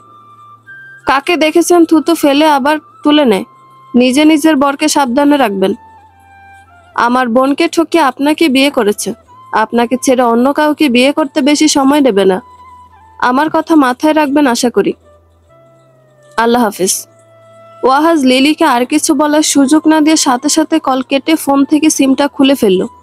বেলাকে বলল, তোমার বাইরে যাওয়ার ব্যবস্থা প্রায় শেষ, অনেকটা দিন লেগে গেল এসবে। যদিও ভেবেছিলাম সব কাজ খুব তাড়াতাড়ি মিটে যাবে, কিন্তু সেটা হলো না। যাই হোক, সামনের মাসের প্রথম দিকে তোমার ফ্লাইটের ব্যবস্থা করছি। যে কয়েকদিন এখানে আছো সেই কয়েকদিনের জন্য আমার একটা সিম নিয়ে ইউজ করতে পারো। বেলা সম্মতিসূচক মাথা নাড়ল। দুদিনের আগ্রহ আর দমিয়ে রাখতে পারল না সে। ভেবেছিল ওসব বিষয়ে আর কোনো কথা বলবে না, কিন্তু শেষ পর্যন্ত সেটা সম্ভব হলো না। কঠিন প্রতিজ্ঞা তাকে ভাঙতেই হলো। ভাইকে নির্জীব গলায় জিজ্ঞেস করলো, ভাইয়া, ওদের কোনো খোঁজ পাওয়া যায়নি? বেলার দিকে না তাকিয়ে ওয়াহাজ উল্টো প্রশ্ন করলো, কাদের? যারা আমার মুখে অ্যাসিড মারতে চেয়েছিল। তুমি তো বললে তুমি ওদের নিয়ে ভাববে না, এখন কি হলো তোমার? আগ্রহ দমিয়ে রাখতে পারছি না, প্লিজ বলবে। মিটি মিটি হাসে ওয়াহাজ। সে জানতো তার বোন কিছুতেই চুপচাপ থাকতে পারবে না। পকেট থেকে নিজের ফোন বের করে কিছু একটা খোঁজার চেষ্টা করলো সে। অতঃপর ফোনটা বেলার হাতে দিয়ে বলল, দেখো তো শাস্তিটা কম হয়ে যাচ্ছে কিনা। বেলা উঠে বসলো। ফোনের স্ক্রিনে কিছু একটা দেখে আঁতকে উঠল সে। কাচুমাচু মুখে বলল, তুমি ওদের ধরতে পেরেছ? কিভাবে ধরলে? তোমার ভাইয়ের কলিজা হাত দিয়েছিল ওরা। সুখের হাওয়া কি করে লাগতে দেয় ওদের গায়ে? পাপ হবে তো। কিন্তু কিভাবে কি করলে তুমি? একা এত কিছু? একা কখন বললাম? তাহলে ছিল কেউ আমার সাথে? তুমি এসব বিষয় জানতে চেও না। কিন্তু ভাইয়া, ওরা দুজন এই ভিডিওতে সবকিছু স্বীকার করেছে। আগামীকাল ভিডিওটা পাবলিক হবে, দেন হাজতবাস। ওয়াহাজ বেলার হাত থেকে ফোনটা নিয়ে তৎক্ষণাৎ রুম থেকে বেরিয়ে যায়। বেলার মাথায় কিচ্ছুটি ঢুকছে না। তাদের পেলই বা কোথায়, আর তার ভাইয়ের সাথে আছেই বা কে? দেখতে দেখতে কয়েকটা দিন কেটে গিয়েছে। বিয়ের ঠিক 3 দিন আগে ওয়াহাজ আর বেলা নতুন বাসায় চলে এসেছে। এখানে এসে নতুন করে বেলার কোনো কিছু আর করতে হয়নি। বেলার হাতের জন্য ওয়াহাজ নিজে মৌয়ের বাবাকে জানিয়ে মৌকে নিয়ে এসে বাড়ি গুছিয়েছে দুজন মিলে। বেলা নিজে থেকে তাদের সাথে আসেনি, কারণ ওদের দুজনের ব্যক্তিগত কিছু সময় কাটানোর প্রয়োজন ছিল। মৌয়ের বাবা মা বলেছিল বিয়ে পর্যন্ত ও বাড়িতে থাকতে, কিন্তু ওয়াহাজ রাজি হয়নি। বেলাকে নিয়ে যত তাড়াতাড়ি পেরেছে নতুন বাসায় চলে এসেছে সে। আজ বিয়ের আগের দিন। ওয়াহাজ মৌদের বাড়িতে আছে। বিকেলে তাকে এখান থেকে নিয়ে যাওয়া হয়েছে। বেলাও গিয়েছিল, কিন্তু ঘন্টাখানেক পর সে বুঝতে পারে তার অন্যদের মতো শাড়ি পরতে ইচ্ছে করছে। ভাইয়ের থেকে বাসার চাবিটা নিয়ে একাই আসতে চেয়েছিল, কিন্তু ওয়াহাজ তাকে একা আসতে দেয়নি। সে নিজে অনুষ্ঠান ছেড়ে বোনকে রেখে গিয়েছে। একেবারে সাথে করে নিয়ে যেতে চেয়েছিল, কিন্তু বেলা জানায় শাড়ি পরে সাজতে অনেক দেরি হবে। নতুন বরের এখানে থাকা উচিত না, ও বাড়ির সবাই মন খারাপ করবে। সব দিক ভেবে দেখে ওয়াহাজ বলে গিয়েছে সে কাউকে পাঠিয়ে দেবে বা নিজে আসবে। নিষেধ করেছে বেলা যেন একা একা বাড়ি থেকে না বের হয়। বেলাকে নিয়ে ওয়াহাজের এত কিসের চিন্তা কিছুতেই বুঝে আসে না বেলার। বেলার 5 বছর যেহেতু সংসার করেছে, সেই হিসেবে শাড়ি পরতে পারাটা স্বাভাবিক একটা ব্যাপার। মেয়েরা বিয়ের পর অনেক কিছুই শিখে যায়। বিয়ের আগে যে মেয়েরা নিজেরাই শাড়ি পরতে পারে তারা এক কথায় গুণবতী। বেলাও বিয়ের আগে থেকে শাড়ি পরতে জানতো, কেউ তাকে শেখায়নি, একা একাই পারত। বেলা রেডি হয়ে ভাইকে কল দিল। ওয়াহাজ জানালো এখন সে আসতে পারবে না, তাই ফারাজকে পাঠিয়ে দেবে। ফারাজ আসবে শুনে বুকের ভেতরটা কেমন একটা করতে থাকে। যে মানুষটার কাছে থেকে সে দূরে থাকতে চায়, সেই মানুষটাই কেন ঘটনা প্রবাহে তার সন্নিকটে চলে আসে বারবার। তার ভাই বা কিভাবে পারলো ফারাজকে পাঠানোর কথা ভাবতে? সে কি জানে না মানুষের কাছ থেকে অনুভূতি লুকিয়ে রাখা কঠিন কাজ? বেলা মনে মনে বিলাপ করতে থাকে, ভাই ঠিক করেনি, একদম ঠিক করেনি। বেলা রেডি হয়ে ড্রয়িং রুমের সোফায় বসেছিল। কলিং বেল বাজতে দুরু দুরু বুকে উঠে দাঁড়ায় সে। বসে থাকায় কুচি কিছুটা এলোমেলো হয়ে গিয়েছে বলে হালকা নিচু হয়ে কুচিগুলো ঠিক করে নেয়। চারপাশে একবার চোখ বুলিয়ে নিয়ে দরজার দিকে এগিয়ে যায়। দরজা খুলেই দেখে ফারাজ বাহিরে দাঁড়িয়ে চুল ঠিক করছে। মাথার দিকে তাকিয়ে বেলা বুঝতে পারল বাইরে হয়তো বৃষ্টি নেমেছে। ফারাজকে ভেতরে আসতে বলে বেলা নিজে ভিতরের দিকে যেতে লাগলে ফারাজ পিছন থেকে বলে, দেরি করব না বেশি, ওখানে সবাই অপেক্ষা করছে, আপনি শুধু আমাকে এক গ্লাস পানি খাওয়াবেন? ঠিক আছে, আপনি বসুন, আমি পানি দিচ্ছি। ফারাজের জন্য বাড়িতে সবাই অপেক্ষা করছে, এই কথাটা ডাহা মিথ্যা কথা। তার জন্য কেউ অপেক্ষা করছে না, সবাই নিজের মতো আনন্দ করছে। ফারাজের মতো অন্তর্মুখী মানুষগুলো যেমন সবার সাথে মিশতে পারে না, সেরকম তাদের জন্য কেউ কোনো কিছু ভিন্ন অর্থ না থাকলে আটকেও রাখে না। সে মূলত বেলার সাথে একা সময় কাটাতে ভয় পাচ্ছে। তার অনুভূতিগুলো যে মাঝে মাঝে মরা কান্না শুরু করে। এত করে চাও মানুষটা তার হবে না, ভাবলে দম আটকে আসে তার। বেলাকে সামনে পেলে অনুভূতিগুলো ছোটাছুটি শুরু করে, বেরিয়ে আসতে চায়। বেলা পানি নিয়ে এসে ফারাজের দিকে এগিয়ে দিয়ে বলে, নিন, পানিটুকু খেয়ে নিন। বেলার ডাকে বাস্তবে ফিরে আসে ফারাজ। বেলার হাত থেকে গ্লাসটা নিতে নিতে বলে, হাত কেমন এখন? ঠিক হয়ে গেছে তো? ফারাজ গ্লাসটা রেখে বলে, চলুন তবে, বাসায় গিয়ে খেতে হবে, ক্ষুধা পেয়েছে। বাহিরে বৃষ্টি হচ্ছে, দেরি করে যেতে পারেন। কই না তো, বৃষ্টি কোথায় দেখলেন আপনি? আপনার চুল ভেজা যে। আমার শরীর তো ভিজেনি, আমি হাসপাতাল থেকে এসে গোসল দিয়েছি, তখনই আপনার ভাই বলল আপনাকে নিয়ে যেতে। চলুন। আমি বাসে এসে নুডলস রান্না করেছিলাম, খেতে পারেন, কিন্তু খুব একটা খারাপ হয়নি। প্রথমবারের মতো বেলাকে আপাদমস্তক একবার দেখে নেয় সে। সবুজ হলুদের সংমিশ্রণে একটা শাড়ি পরেছে সে, হালকা সাজে তাকে অপ্সরা লাগছে। মনে মনে প্রশ্ন জাগে, অপ্সরা দেখতে কেমন? চোখ নামিয়ে নেয় ফারাজ, মৃদু হেসে বলে, বাসায় গিয়ে খাবো, চলুন। আপনাকে খাওয়ার ব্যাপারে জোর করা কি সমীচীন দেখাবে? দেখালে জোর করতাম। সমীচীন দেখালেও আমার খেতে ইচ্ছে করছে না, বাঙালি বলে কথা, সারাদিন পরে একটু ভাত খেতে পারলে ভালো লাগবে। দেরি হয়ে যাচ্ছে, চলুন।